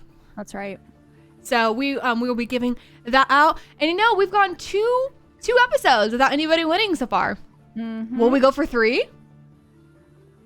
Will we go for 3? Let's I don't see. know. We'll see I'm about gonna make that. sure Reaver doesn't win. Oh my gosh. Maybe people should just stop saying what they need in chat, because then Right, we're I gonna know, that's avoid what I'm it. saying. I'm gonna avoid it at all costs. All right. All right, so we will jump right back on in. Right before the break, everybody kind of turned in for the night.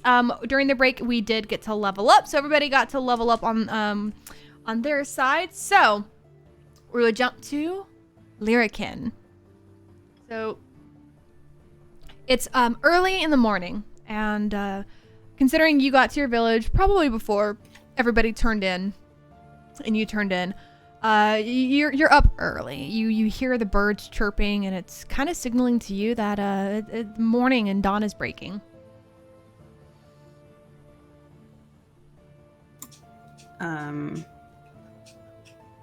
Yeah, I guess she'll kind of like get up and like try to get up. Well, actually, I don't know if she'd be able to get up before everyone else.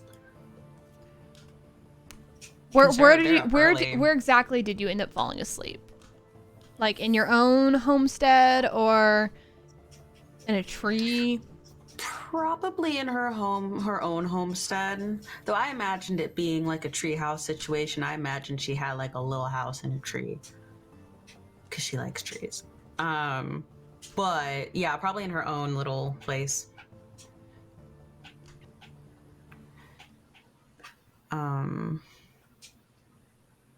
Yeah, so she'd probably be able to get away with kind of sneaking out and trying to make sure nobody sees her. Okay, give me a stealth check. Oh, heck. Oh hex! I knew it. Critical fail. No, I'm kidding.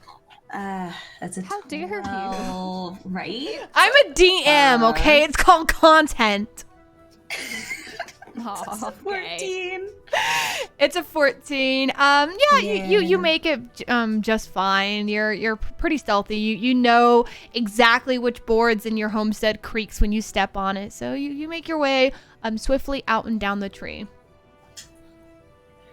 And I am going to sort of like try, because the hunters wouldn't be back yet, so she's going to try to like sneak back into the hunter's place, get some like food for the road, and head out to the iron casket. All right.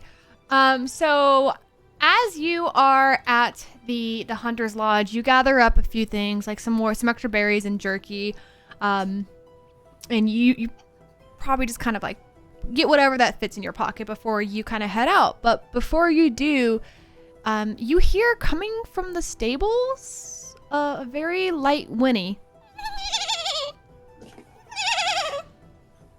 And it sounds like one of the horses might have just had a foul. Just running. Foal, thank you. Running straight to the freaking stables or where the horses are. All right. On its way. And I imagine she's helped birth animals before, so she wants to make sure he's gonna be okay. Yes. Or she's gonna be okay. Or they're gonna be okay. I don't. You don't know what it is. That's true. It can just have babies. That's it.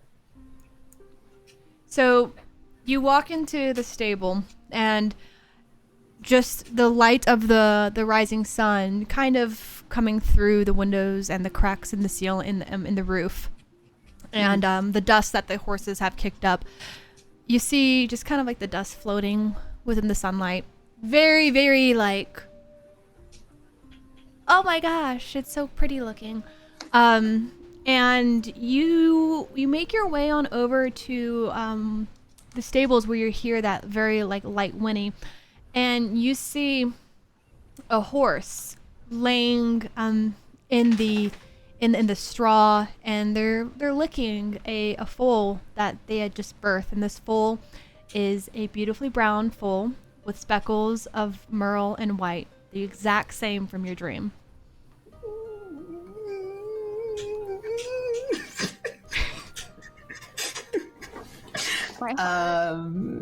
Wait.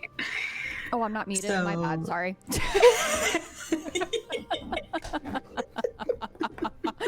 My heart. Oh, shit. And as you see this, you catch the horses or the foal's first moment standing, and it's trying to stand on its legs, and it's kind of wobbling, and I don't know if that's more of a lamb than a whinny, but I don't know. I don't know. It's cute. I'm ready to cry. I'm so happy.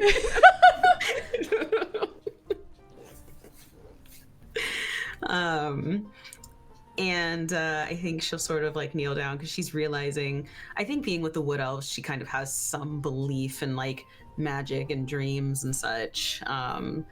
So she will sort of like kneel down and like reach out to it and make sure like, actually I think she'd check the mother first to make sure the mom's like doing good.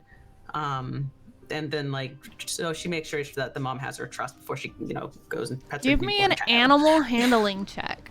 Oh heck, what's my animal handling even? Oh, actually, oh yeah. She's like, I got this. Sweet. Well, we'll see. Ooh, Oh. That's a 7. It's the 7? Yeah, 7. I rolled a 4. So you go to kind of like brush the front nose part of the horse, and the horse is still fairly kind of like in that protective, and she goes and nip at you, but just barely misses. She's a little bit protective of her new baby, but the baby is doing everything it can right now to stand, and it's making its way over to you. I think in that case, since the mom doesn't seem too keen of her kind of like going over there, she's gonna sort of sit and like let the horse come, like the foal come to her. Mm-hmm. So the foal makes its way over and is curious because you're the first creature outside of its mother it's ever seen. It's walking over, and it comes like to sniff you.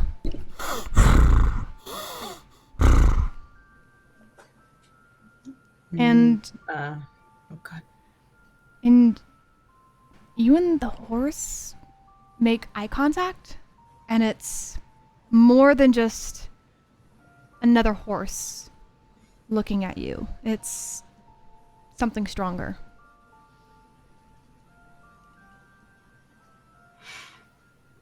I think she definitely like takes note of that, especially considering the dream she just had. And will kind of like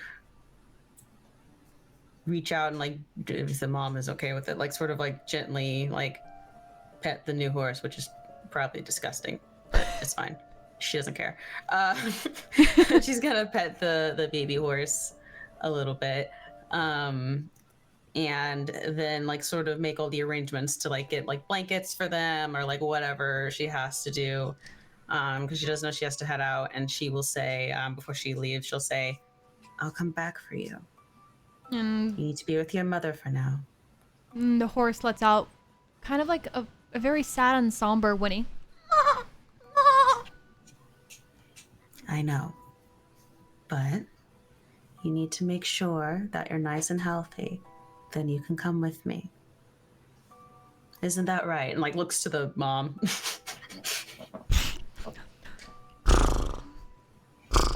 Kind of giving you like this like shaking, and its tail's flicking the flies that are kind of flying around it. See? What mother says goes. I'll be back for you. So, Lyrican, what are you going to name the baby? Oh heck, I don't know. So, 1 second. I'm gonna roll Oh gosh. 4. Okay.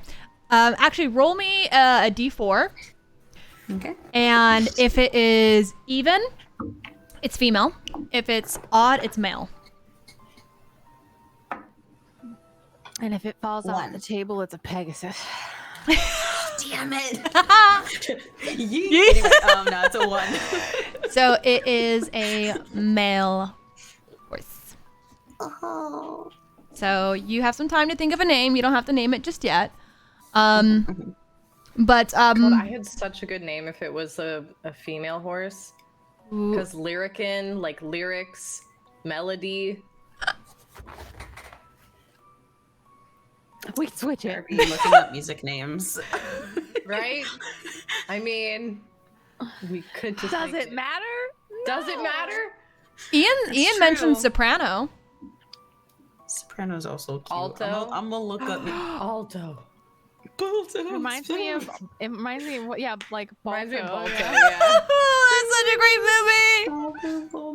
movie. Baritone. Oh my gosh. Baritone's a good one. You got I'm some. gonna You think on got it. some I'm gonna time. think You on got it. some time. So the preparations that you made to get the horse and its mother kind of comfortable.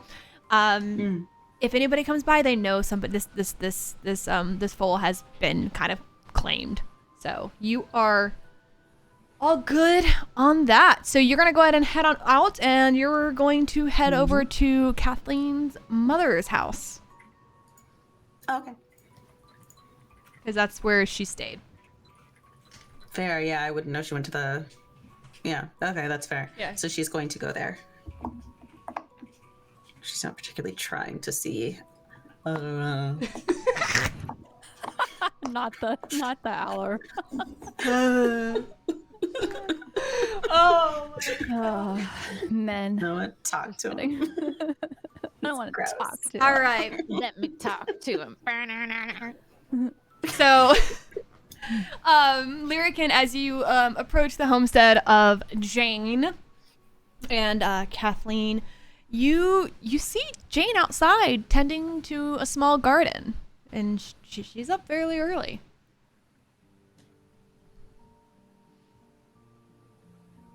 This is Lyrican, right? Yes.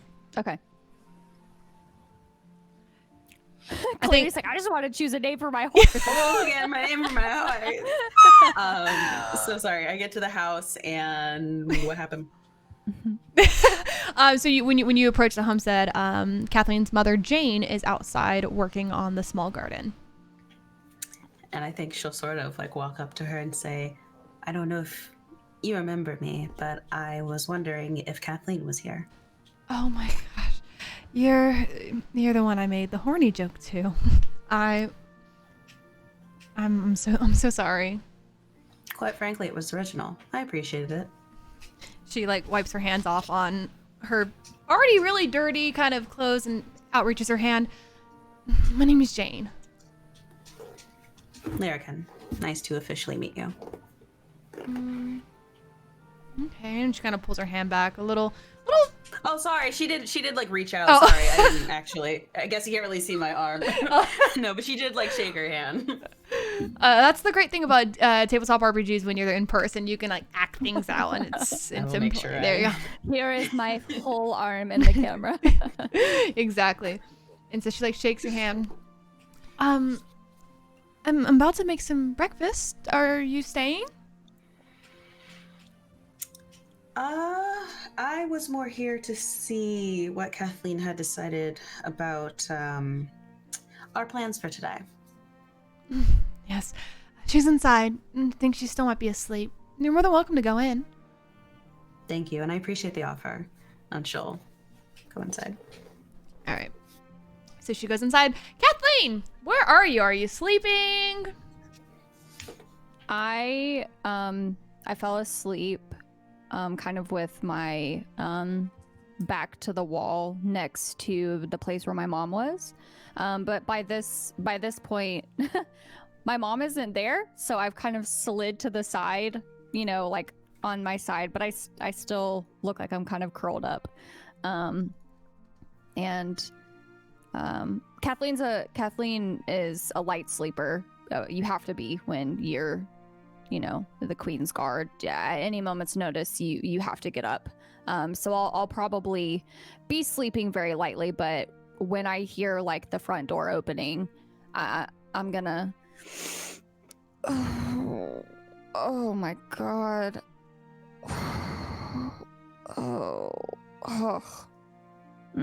Sure do miss the beds back at the Soldier's Keep. Ooh. And I'm gonna just like blink a couple times and I'm just gonna see you. Oh. Hey. I'm gonna rub my eyes and make sure that like Lyrican's like hey. Shit. What are you doing here? Coming to see what your plans were for today. Oh, yeah, that.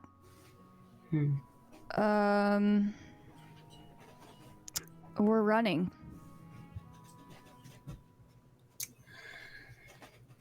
You surprise me every day. All right, let's go. Wait. I'm hungry. Your mother offered breakfast if you would really like to stay. Sorry. I don't know if y'all heard it, but sorry, I'm taking care of a stray. He just yawned really cute. Anyway. I love it.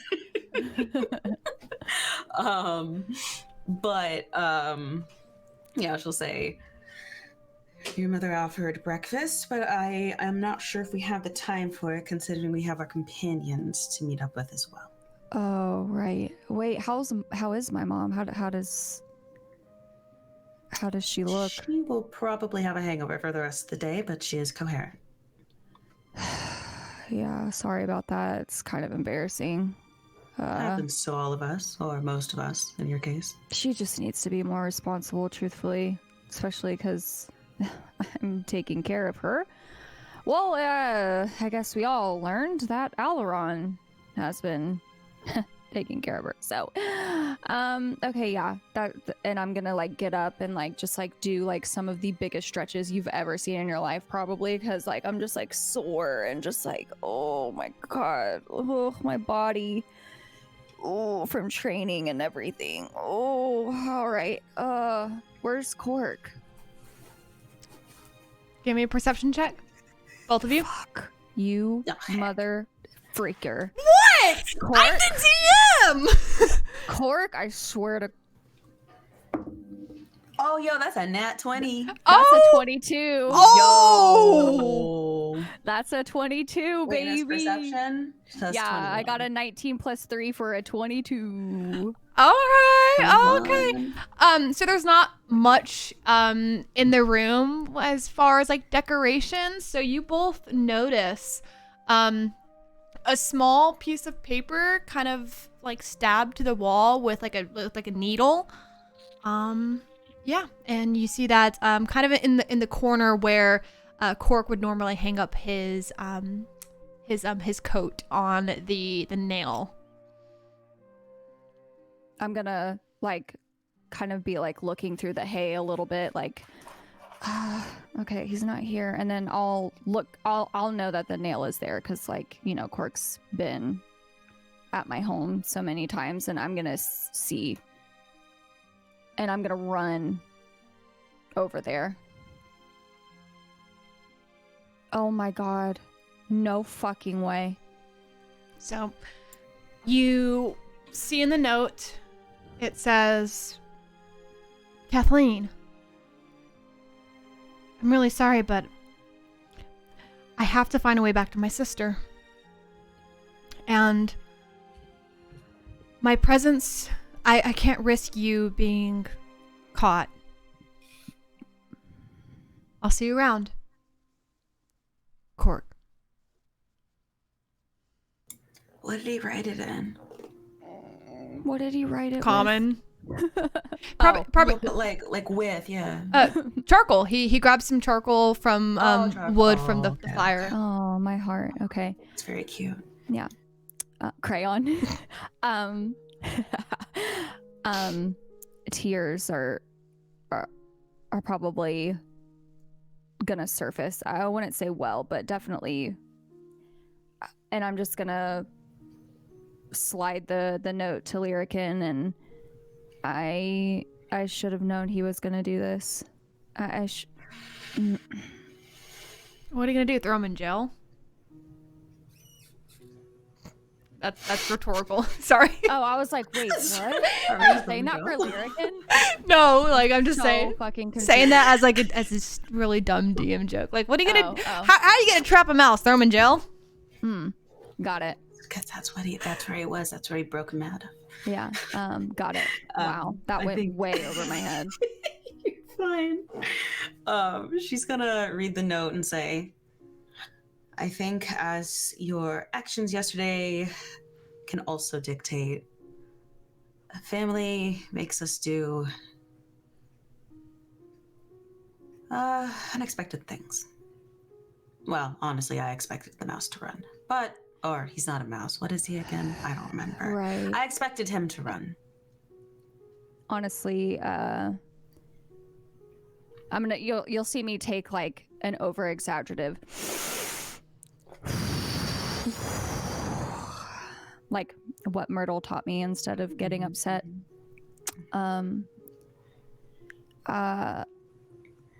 He deserves to see his sister or figure out what happened, I guess. And if we can give him that freedom to do that now, I guess it's best. I just wish I could say goodbye. I'm gonna miss him so much. He knows your heart, and I'm sure you'll see each other again. Yeah, I hope so. These past however many hours it's been has proven to be, not as expected. So, speaking of running, we also will be doing the same thing. So I guess we need to head out before Alaron makes his way to the cast iron casket. Let's find our companions. Let's find our companions. And head out. All right. So as you guys are on your way over there, we will snap back to reality. Oh, there goes gravity. I'm kidding. We'll go back to Muriel and Myrtle.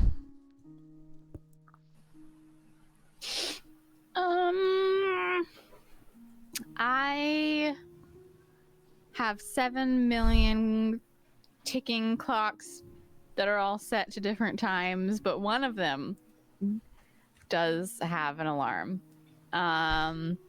So we managed to get up early, or at least Muriel does. I don't know if Myrtle wakes up to that. Myrtle would probably wake up to it, probably because she's A, not wanting to get caught, and B, she's very curious about this dragon egg. Probably been thinking about it all night, just like Where the fuck has a dragon egg even come from? Warning. Do you want to say goodbye to anybody before we go? Penny or anybody? I've already kind of said my goodbyes, and they know I come and go anyway, so. Okay. Before we leave, though. And I just point to the bag. The egg. May I see it one more time? Oh. Hmm. And I'll like rummage around in it for the egg. Once she brings it out, I do want to inspect it, see if I can discern anything about it. Do I recognize any patterns on it? Is there anything that I have known from previous encounters over my many years that might have illuminated something about dragons and dragon eggs? I would say maybe give me another Arcana check on that one. But I had to roll a nature check. I mean, it's the same for me either way. Oh, there you go. Never mind. I was like, it's either going to be Arcana, animal handling. I think for you, Blue, it was just to identify what kind of egg it was. Okay. All right, let's roll. Oh my god. It's a 4 minus 1 for 3. Fuck, that's worse than what it was before.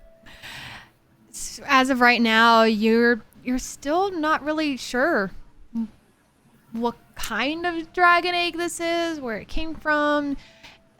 The pattern on it, it's unique. It's not something you've seen, but it's not something you recognize. Still nothing. Just the same as it seemed before. Hold on to this and be very careful with it, will you? Uh-huh. And then she just like shoves it back into the bottom of her bag.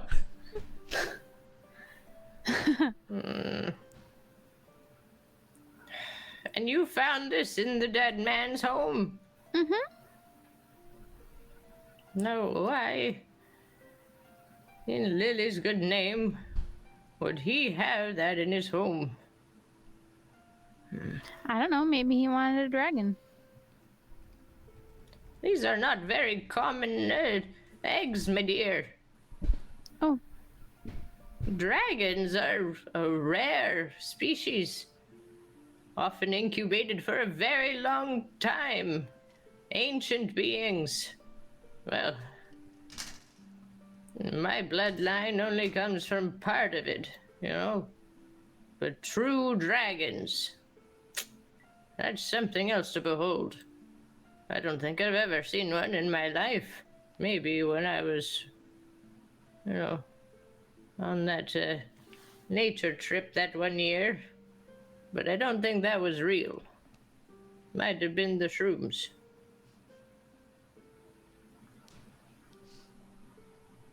Anyway, we should probably go before the sun breaks and we get out of here, you know, safely. Okay. I pick up Adira and I put her in my hood. I also have a book that I got from that guy's house. Oh. We were gonna go to the library or the Mages College to open it, but you know, the more I think about it, the more I think that I might have just the thing. We can handle this later when we're on the run. Never thought about becoming a fugitive before. It's not all that different from being kicked out of school, I imagine. You know, thought you had a place and now you don't, and now you run around and don't really have as much of a direction, but you still do learn. Right. Were we going to meet up with I mean, is Kathleen coming or?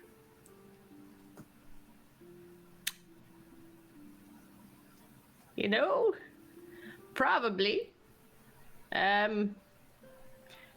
maybe we should all wait for her to get here and then go, but I don't really want to run into Alaran, so We could hide. we could hide. You're bright, you know that? Has everyone ever told you that you're quite bright? I cast light sometimes. That's very funny. These youngsters and their tricks. I'll go downstairs, kind of like grab a piece of not moldy bread and kind of stand outside and try to look around for a spot that's like covered, hidden away, but I can still see the place where he wants to meet, kind of thing, like still see the entry. Okay. What about you, Muriel? Gosh, what's a good place to? Can I look around and see if I can find a good place to hide? Yeah, give me a perception check. Okay.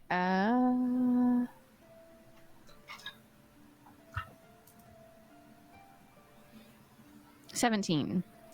You notice, kind of near the doors, towards the kitchen, that there's some empty barrels and crates that Greg has been taking in and out of the kitchen all morning.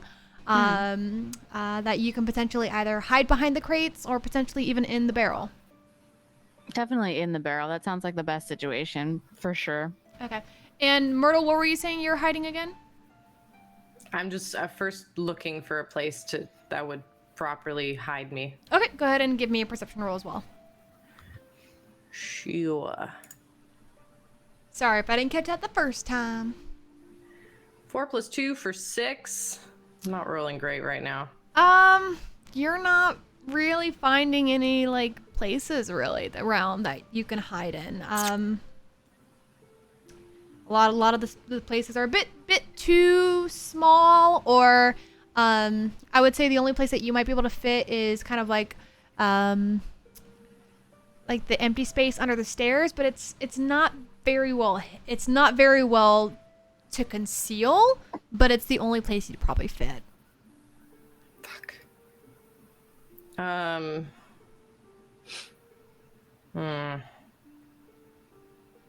Okay, maybe I'll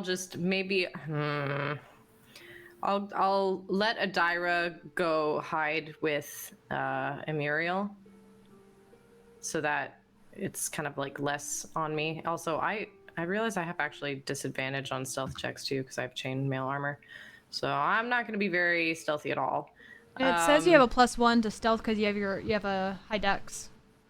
+1, yes, but I have to roll a disadvantage because I have chainmail for like every stealth check. So I think, okay, maybe I'll just wait. I'll just whisper over to the barrel.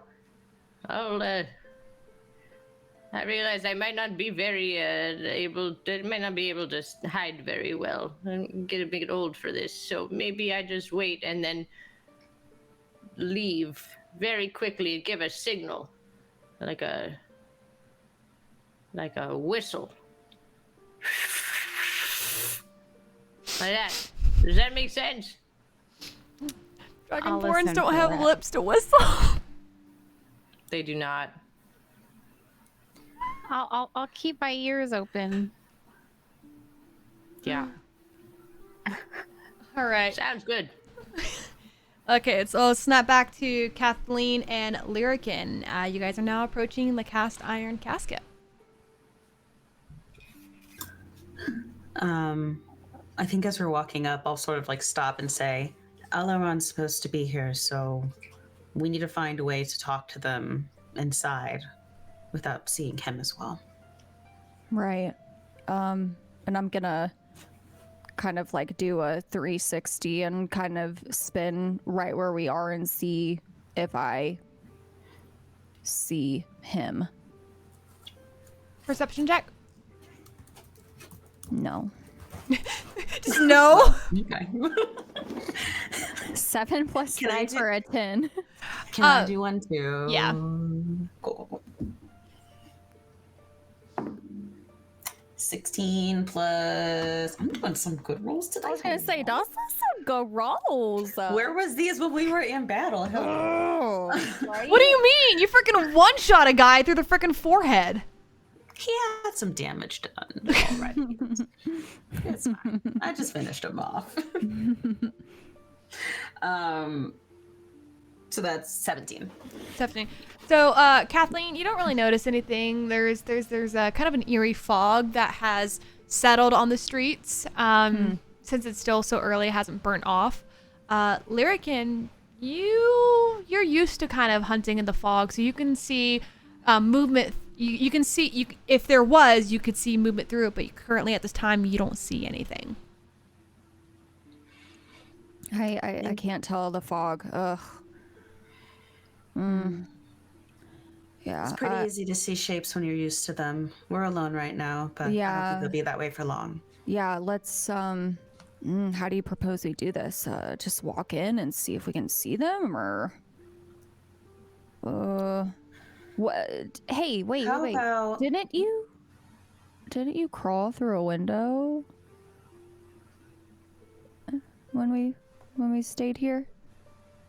I think I heard that. I did crawl through a window, yes. Yeah. Yes. To one of the rooms in the back. I did climb down and then back up. How did you know about that? A little birdie. Miriam must have told you. Yeah, right. Yeah. In that case, yeah, we could do that. Okay. But one of us should go and the other should keep watch. And I, no offense, am better at doing that. The watching part. Which? Oh. Okay. And I'm gonna look at myself like, shit. Yeah. I'll try. Do you think? Question. Mm-hmm. Do you think? No, not to DM. Sorry. Oh. To Lyrican. Question. Like, I'm like a queen's guard though. Like, we're aware. Should I keep watch? Like, I would rather him run into me than you. Oh, true. Yeah, true. Okay, yeah, sure. Let's go for it. Show me the window. And I'm just going to kind of lead her to the back and like point at the room where she stayed and snuck out. Is it second story, Ash? Yes. Fuck. So, climbed out, not stepped out.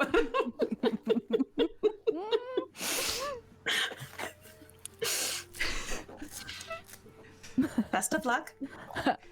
How'd you get up there? I climbed.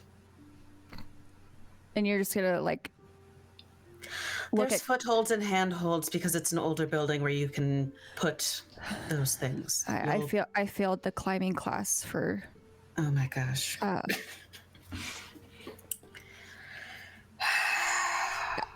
gonna try. Give it an attempt. Right. You promise not to laugh. I will not laugh. Okay, I might. What do I need to roll? give me an acrobatics. Oh, shit. That is a natural 20 plus 2 for a 22. I ain't failing class today, bitch. Let's go. There we go. All right, we can check that off as a D20 roll. That's what, 3 nat 20s today? Oh, shit. Really? Where were these rolls last time? No nat 20s during crazy? combat. What's crazy is that to get a bingo, I only need Blue Jay to make a nat 20 now. Don't do it. We got a winner! Oh, Miss J. Hey! Our first winner! Awesome! Congratulations, Miss J. You won a copy of the D&D Player's Handbook. Would you like to claim or pass to where it will get rolled into the next episode?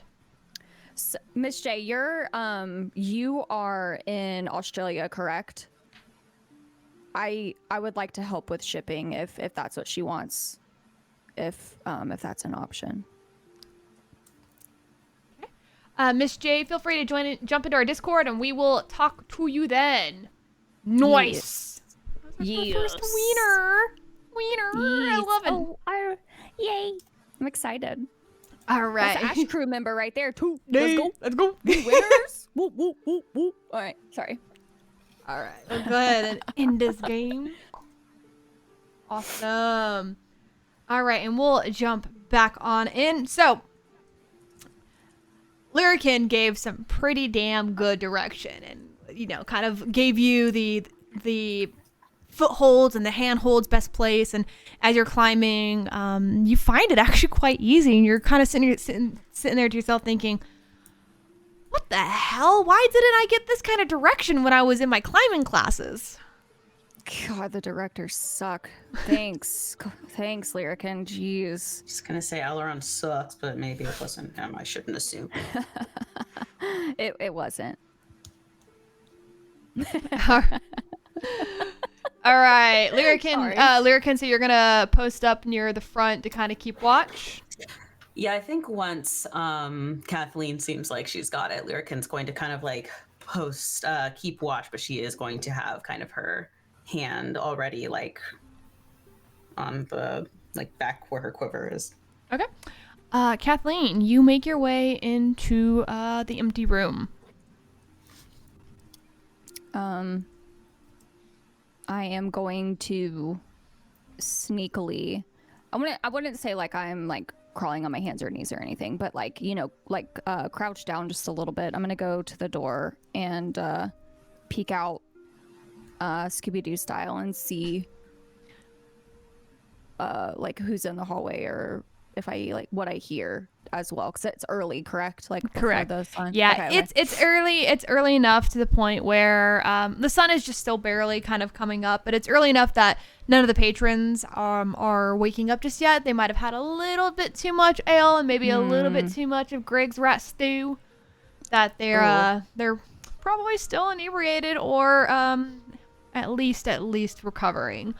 So yeah, and all you kind of hear downstairs is what sounds like Greg kind of maybe like moving boxes and crates. I am going to imagine. I bet Myrtle's in the kitchen.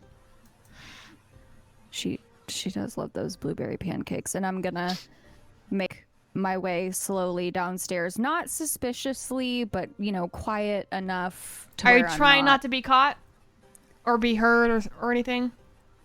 Oh.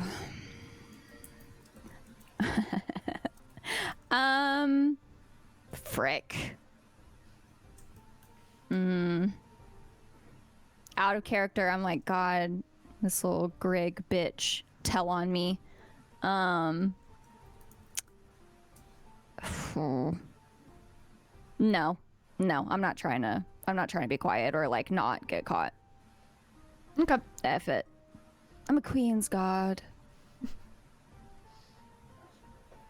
All right, so you make your way downstairs, and you get into the main kind of gathering place within the inn. You don't see anybody, but there's just the faint glow of the candles and the lanterns, just barely illuminating the room while the sun starts to just barely peek in. I'm going to,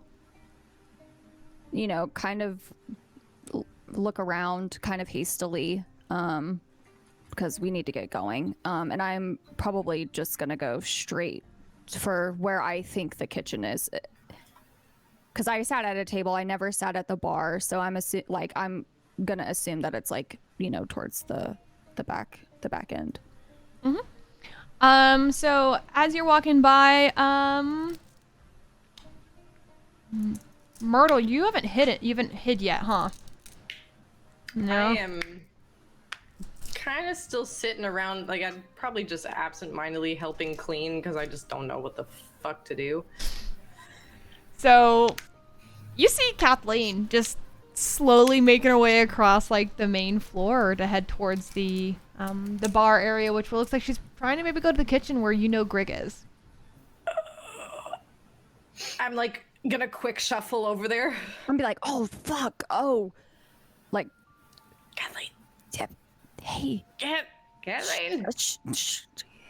Where's Emiriel? I like poke my head out of a barrel. Oh. Ooh. We need to go. You think? Shh. Shh. I'll be right with you. You guys hear Grig say from I'm inside like the kitchen. snapping. I'm like, shh. Slap her hands. Like, don't you snap at me. Myrtle, this is not the fucking time. I'm aware. We're going, right? We're getting out of here. Right. I'm running. Let's go. Okay. I climb I out of just, the like, barrel with Adira and, try and like sneak. We're sneaking. It's sneaky. Yeah. Okay, everybody give me a stealth check because Grig thinks somebody is currently a patron of the inn. Excellent. I'm gonna be really stealthy. Me too. Oh my god. I got a 7. I also got a 7. So I rolled a dirty a dirty 20, and then I also rolled a natural fucking 1. Kathleen, you also have chainmail, so you also have a disadvantage in. Oh my god. Okay, let me roll again. Which question do I use? No, I'm not gonna use the thing yet. I'm not gonna use it. Okay, well, so the second one was a 22. Unfortunately, you take the Yeah. 7. Right. No, I know. I'm just letting you know that me and Myrtle were in the same boat here. Okay, then. All right. Well, the moment that Emiriel goes to like lift herself out of the barrel, she kind of like loses balance and it tips, going side to side, and you guys know she's about to fall. And before any of you have a chance to run over and go stop the barrel from falling over, wham! The barrel hits the ground with Muriel and Adira spilling out of the barrel. Hey! Who's there? And you guys hear Grig running from the kitchen. Muriel yell. She has like a half a moment of like, oh no, and then she yells, you're being robbed, give us all your money, and then like runs for the door. Oh my god. Jesus Christ. Well, at least it's gonna be a different story than we're trying to run from the police.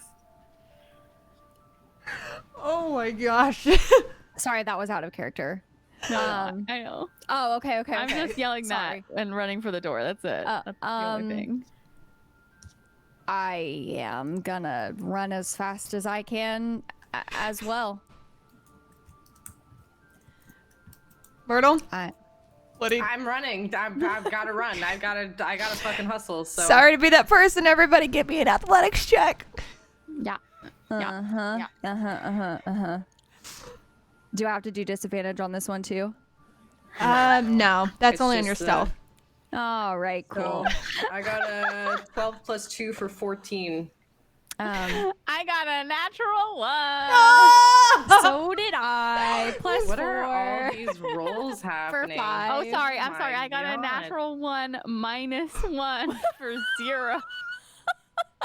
I'm doing the 'cause you- Scooby-Doo run right It's now. because you have a Dyra in your hood. You're just like trying so hard to just So Myrtle, since you were a little bit kind of closer on the outside towards the door, you're able to kind of shuffle away, and you got your cane. So you're taking your cane and you're sticking it in every little hole within a plank of wood, and like using it to kind of propel yourself forward, just a tiny bit to help get a little pep in your step.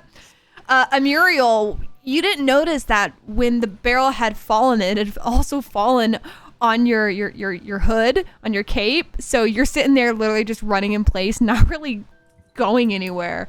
I'm And tripping. and Kathleen, when this happens, you go to run right with Muriel, but because her cape got stuck underneath the barrel, it basically clotheslined you. Cute. Okay. Yeah. Definitely. We're so fucked. And probably Lyrican, can I get a perception check?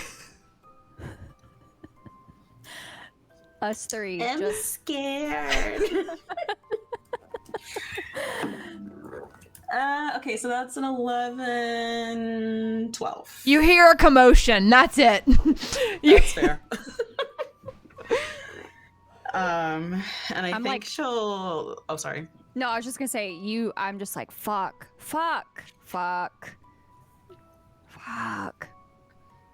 And she will swear in Elvish and sort of like go to the door and like kind of like half in the door, half out, like open and be like, "What are you doing here?"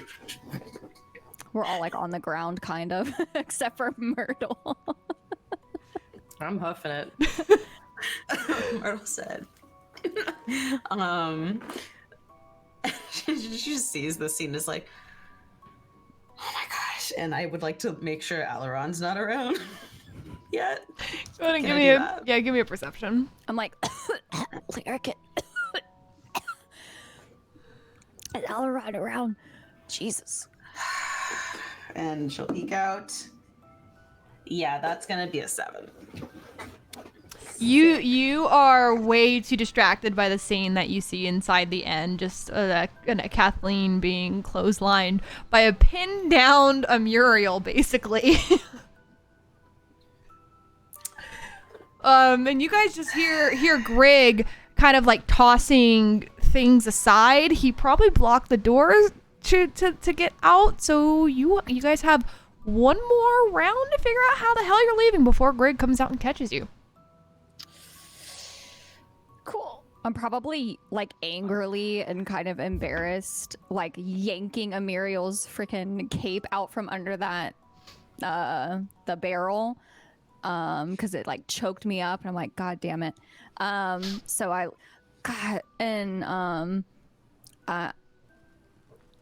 yeah, I would like to try and keep continuing to run away and get to Lyrican.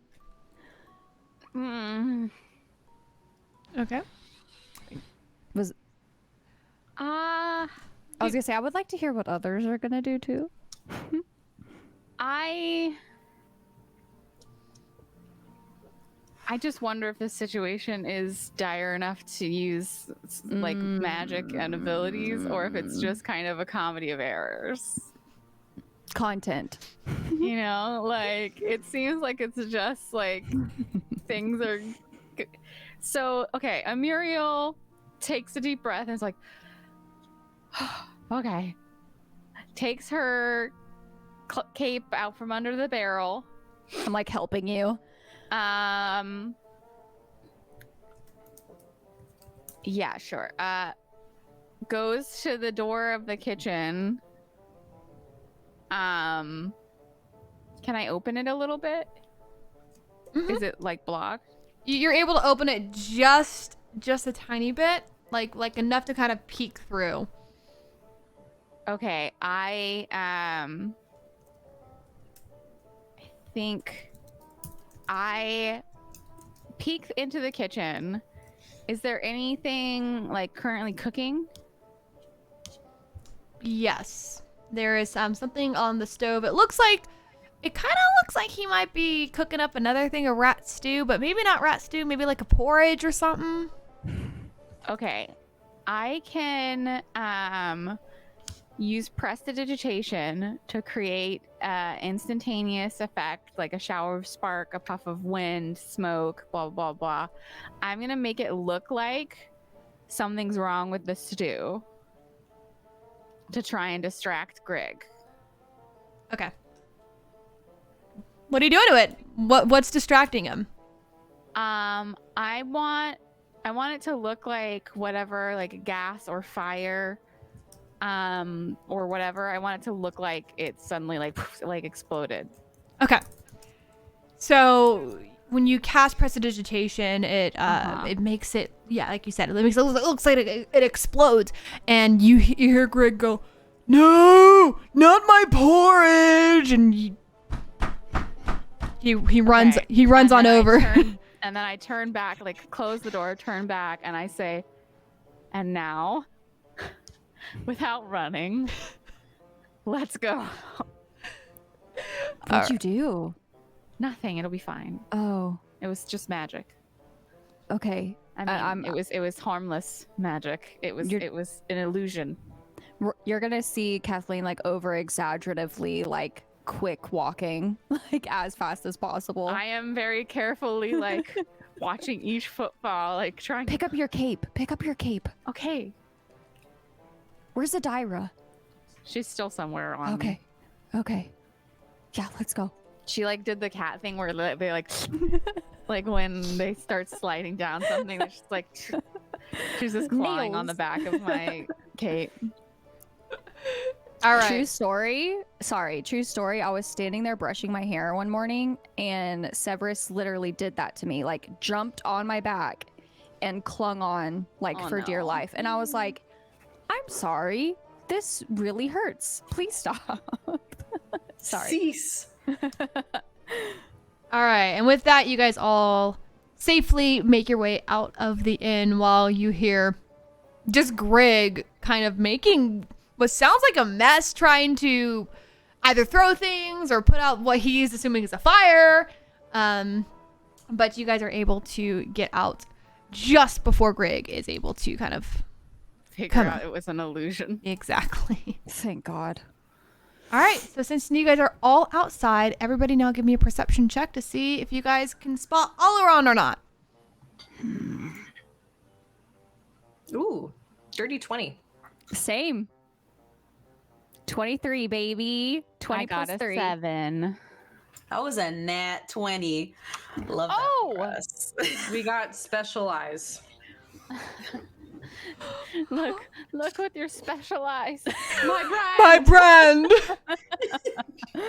I love that. I quote it often and way too much. Oh my gosh. There's no way they can have my brand. I have specialized. Look with your specialized. My brand. If you guys don't know what commercial we're talking about, Google it, YouTube it. Google it. The way that it pictures in my head is always the Team Fortress edit. Mine know is if you always ever the saw it. Mass Effect one. The Mass Effect one is good too. There's also an H1Z1 version. Jeez. I haven't seen any Oh of these man. versions. Oh my gosh. Oh, okay. Well, as soon as you guys go outside, the fog is kind of burnt off a little bit more, and you guys can see some movement kind of approaching from the left-hand side. Nope. Going to the right. So we run to the right. Yeah, so we run to the Obvious. right. Yeah. We run to the right. Yeah. Yeah. All right, so you guys move on to the right. Where are you going? Are you just leaving town? Are you hiding? It's for the woods. In the fuck out of town. All right. Yeah, this is canon. I don't know if this is a good idea, but I'm gonna do it. I think that Lyrican's going to say, "I know somewhere we can go, Oh, yeah, let's Ooh. go. and You do? we'll lead them to the forest if they so choose." Perfect. This is how you know it's getting late in the broadcast when we all start. Quoting TikToks. Yes. Yeah. Perfect. My brain feels Perfect. like mush. Perfect. Yes. So, all right, Lyrican is gonna lead everybody into the forest. Where are you taking them? I think I have a feeling that I know somewhere they can maybe hide. I don't think I'm confident enough to take them to the village exactly because they're not exactly fond of outsiders. But I do want to take them somewhere not too far from the village in case like we need supplies, like always thinking ahead. So yeah, probably takes them to maybe like I don't know, what's in a forest? Cave? What's in the forest? It So, could be a cave, but as- definitely somewhere that's secluded. all right. So as you are going through the forest and you are looking for a place to kind of hide everyone that's still nearby, you come across a cave that you recognize. This is something that you haven't seen since you and your sister first came to this small village. And This is where we lived. and inside you see a small doll that you remember to be yours from when you were younger. He's very sad. So I think she will sort of like hesitate when she sees it and just kind of like look away and say, hide in here. All right. No one knows about this place. Well, few know about this place. No one is looking for you. I was gonna say, you know about this place. Somebody knows about this place. Yes, Myrtle, some people know about this place. Fortunately, none of the people who are after us. Thanks, Lyrican. Thanks. Yeah, let's hide here. Just gonna hide in there. So- Scooch my way in. Can I get just a little perception check from everybody? Ooh, I got a 17. Much better. So did I. Ooh, that is a 14. I got a 14 as well. Ooh. I'm calling bullshit on everyone on these rolls swear. tonight. I will I show got you. a 15 plus 2. Everybody's like, I got a 20, I got a 22, I got a 1, I got a 1 too. I'll take a screenshot. Like, I have no way The of telling DM being you mad that for rolling well. I could very well just Let like me- hack this. But, like, Okay. Let me just be very clear. I did get a natural 1 trying to get the hell out of there. So, you know, it's not all rainbows and nat 20s, all right? It's not That- all rainbows that- and nat 20s. That needs to be a t-shirt. Once Upon a Dice Roll That is the t-shirt. quote of the It's week. not all rainbows and nat 20s. There you go. So Lyrican, you recognize this space pretty well. So a lot of the things that you see, you naturally know of. Myrtle and Amuriel, you guys see that this cave is not just a regular cave, but it was a dwelling. This is a place where people had lived. There is furniture that is a little bit kind of slowly have rotted away, a little bit more splintered. The linen that you kind of find in there is scattered about, is torn and really dirty. And also too, you both also see the doll that Lyrican had kind of quickly passed by. Kathleen, you are the same as the other two as well.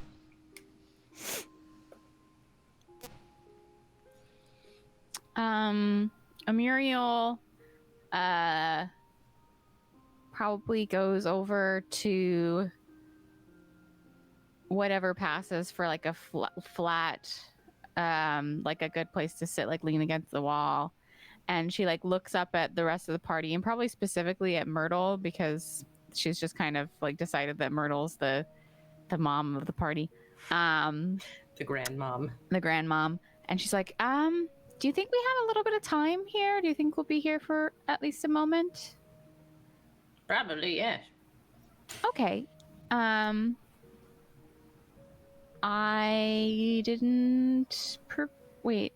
We slept and I haven't changed my prepared spells, so I can do that. Yeah, you can just set it for a long rest.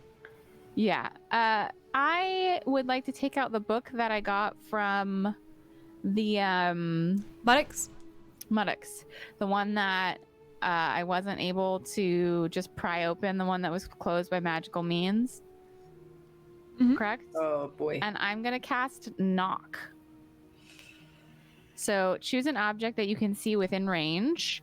The object can be a box, a chest, a door, a set of manacles, a padlock, another object that contains mundane or magical means that prevent access.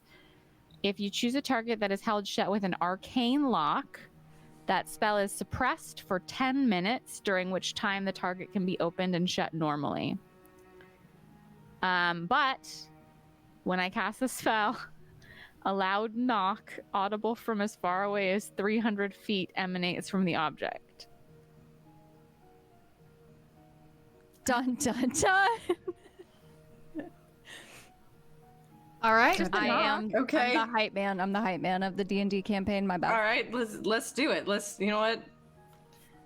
And so What's the I worst just that can happen? I just Let's pull out fucking the go. book and I ask if we're gonna be here for a while, and then I just like say okay, and then I just wait, what is it? It's verbal. Okay, so I just like knock on the top of it. Are you and I going to tell it make a it knock like- knock joke? And I just make the knocking sound like with my tongue against the roof of my mouth, like, and then the book makes like a very loud knocking sound, and like she goes like this a I'm gonna little cover bit, my ears because I'm scared or like and she's like, "Oh, I didn't know it did that," and then I will open the book. So, as you open the book, you hear.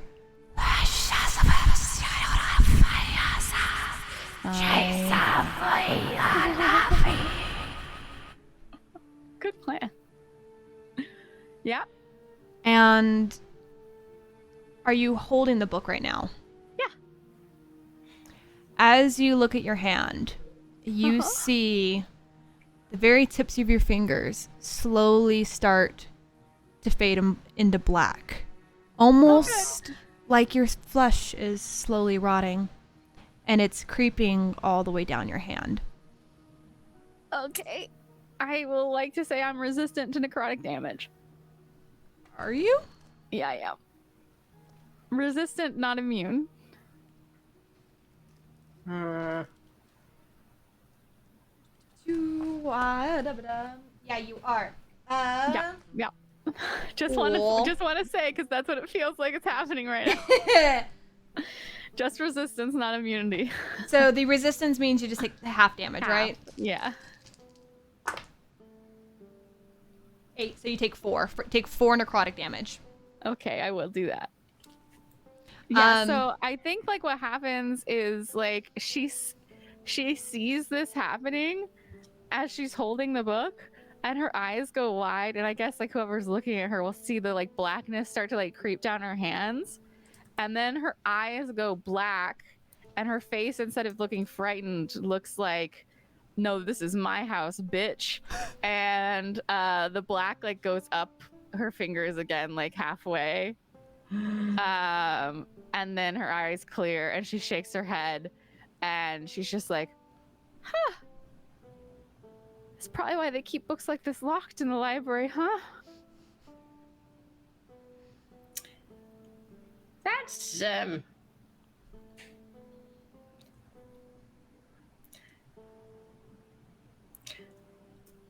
nope.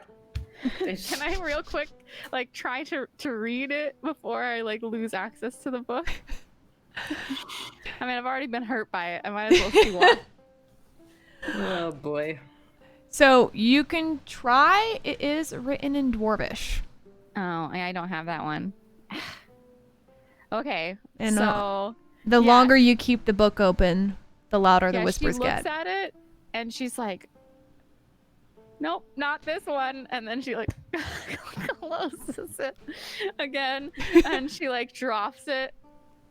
Huh, well, that was useless. So the moment you close the books, the whispers go, and then you close the book and it suddenly quiets, and the necrotic damage that you're seeing on your hand suddenly kind of snaps back and your hands are back to normal. Go ahead and give yourself your 4 hit points back. Oh, okay. Well, that's nice to know anyway. Well, Are you okay? I think What the so. fuck was that? Does anyone know Dwarvish? No. No, I'd read Elvish though.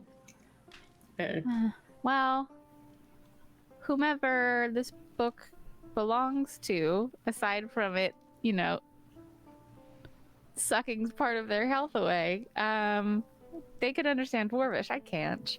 You know, I should probably fix that. I'm sure there's a spell for that. And then she probably like opens up a non-dangerous book and goes looking through it to see if she has a spell, which I don't currently have. Kathleen is just like enchanted by this, and thinks it's pretty badass, and is just like, yeah, definitely for sure looking at Emiriel like, that was fucking dope. Emiriel is so absorbed in this book, she does not know it. Oh, I know. It's okay. And I'm just gonna look at like Myrtle and Lyrican and just in my mind because I see where we are, and because of my perception check, I kind of like can tell that this is a home, because I too have a home that's, kind of not the best. Or I guess, not like this gorgeous house or whatever. And I'm gonna sit down very comfortably and feel safe.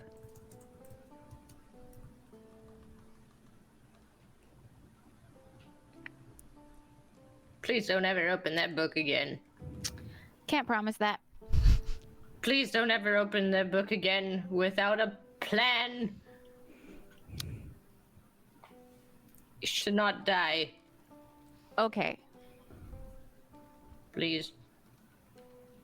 What is it? Bad. Well,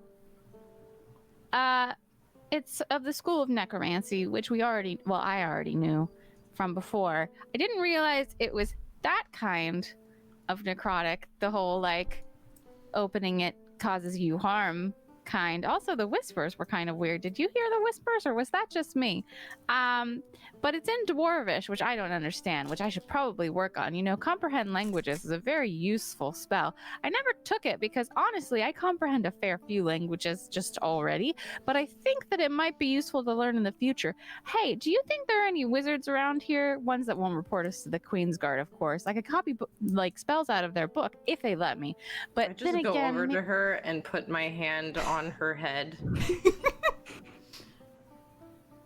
Why did I Muddick... I so want to cast like blindness, deafness, but I'm not. I'm just gonna like silence. I'm just gonna Hush. hold her. She's like, We're going to figure this out Why after we're in the clear. Okay. Why, and I just I'm like thinking out loud kind of, and I'm just, why would Muddick have that book? It seems dangerous. And then I'm gonna remember, like, I have a scroll with a blueprint on it, and I know that Amiriel has something else. I don't know what, but I know that she had taken something else out of his home. And I'm gonna look at all of them. What all do you have from Muddick's house? Who else took stuff? I did not know we were in the business of taking things from dead men's homes, so I took nothing. I Well- can't say I would have wanted anything from that man's home either. I look towards Myrtle and I'm like, Oh, right. And I'm looking at Amiriel like, you and I totally took some stuff. And I'm gonna get out the scroll and like hold it up. I get out the dragon egg. Yeah. What? I took this too. Oh, It's that an egg? It's a dragon. It's a dragon egg. what? Yeah. Yeah. I've never. Yep. What? Why would Muddick have all of this? He's a rich bastard.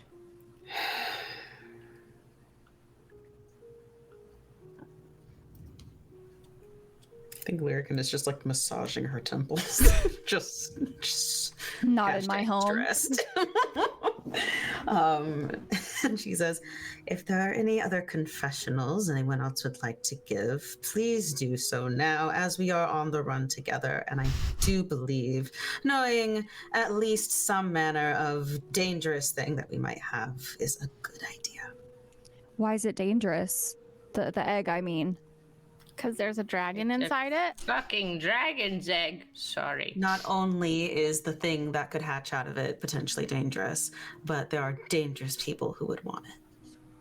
Thank you. Well, Myrtle. Sense. like, does it need to be incubated? Mm-hmm. We're not hatching it. We've named him Jim. Jimowin. Oh. You must. Kathleen's just like thinking of chickens, like, chickens when she grew up, like incubating eggs, and things like that. Like, she hasn't really heard about this. And if so, not very often.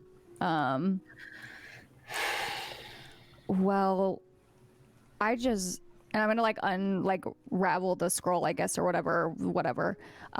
Well, I just have this. It's not as cool as those, but I have this. This was there. Do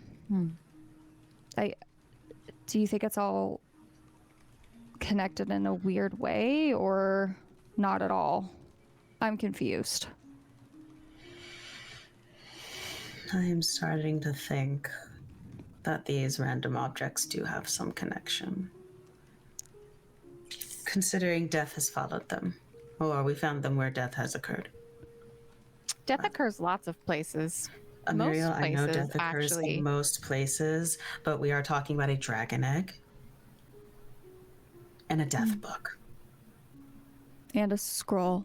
Do you know most deaths? And I'm, like, most kind of deaths sad. occur in the home. And I'm I'll be gonna. back. I need a cigarette. Not the freaking Ben Affleck gif again. All the time. It's her time for a cigarette. Where did you put this book, by the way, Muriel? Oh, I had dropped it on the ground in front of me, yeah. Okay.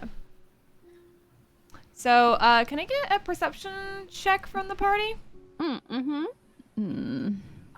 Oh, Nope. there it goes. Sorry, It's a that nat does not 20 be. if it falls off the table. It's a nat It 20 doesn't. if it It's falls not a off the Pegasus if it falls off the table. That's so I got funny an 8. because I actually did roll a nat 20 for a 23. Nice. I Okay. got an 8. 19, 20. Okay. Dirty 20. So during this kind of exchange between Muriel and Myrtle and Kathleen, when you reach down to go and grab the scroll out, you notice emitting from the book that was dropped on the ground that any kind of grass or life that was around the ground has slowly started to die off around it. And it's kind of leaving kind of like a black scar. Don't love that. Muriel, Mm-hmm. look around the book. Oh, What's happening? necrotic damage. Okay. Well, what are we gonna do? I wrap it in a scarf and put it back in my bag. So as you reach for it and you grab it, Uh-huh. you hear emitting from the book. Uh-huh. The ones who seek me cannot be found. For those who are buried in the ground, we rise from ashes when called. From the graves your soul behold. And we will end tonight's episode there. Ooh, chills. I'm gonna need that written down. Yes. So for those who might not speak Echo, it said, "The ones who seek me cannot be found, for we are not buried in the ground. We rise from ashes when called. From the graves your soul will be hauled." That's terrifying. Yeah, that's amazingly awesome. Right? Gosh. I was going to say, actually, the last thing is I'm Lyrican. scared. Lyrican says nope and just leaves. Just nopes out of there. Sorry, we rise from ashes when called. from the graves your soul be hauled. Got it. My soul's not in the grave yet, bitch. All right, yeah, so that's where we'll end tonight's stream. A little creepy crawly at the end, right? Love it.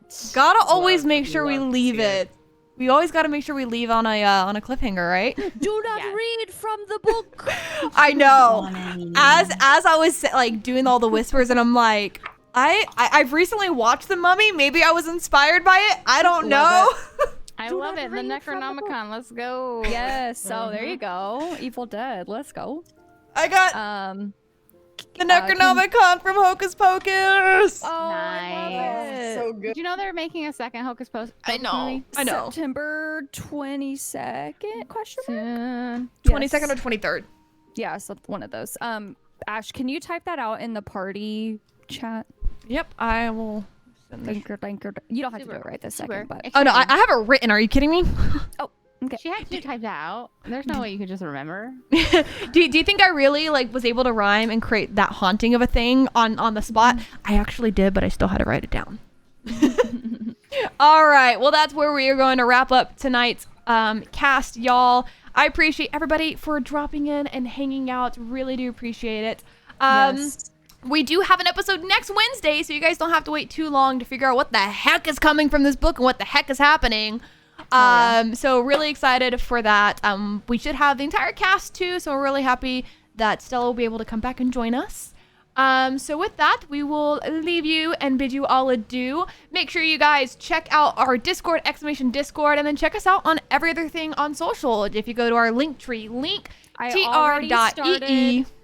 I already started the GIFs no context spoilers on the episode, so go ahead and start adding. Yep. I already started. There's Go ahead. there's actually now a whole channel just to be able to put GIFs There we go. out of context for the episode. And we will pick our favorite GIF out of context and we will tweet it out. So make sure you guys get all that information in. If you guys also, we have a TikTok now, so make sure you guys follow us on TikTok. Just Once Upon a Dice Roll on TikTok. We will hopefully be posting a lot more content there. We will be reaching out to the winner of Bingo tonight and giving away a copy. Wonder what's going to be given away next stream. Tune in next time to find out. All right, everyone. You guys all have a good night, and we'll see you next time on Once Upon a Dice Roll.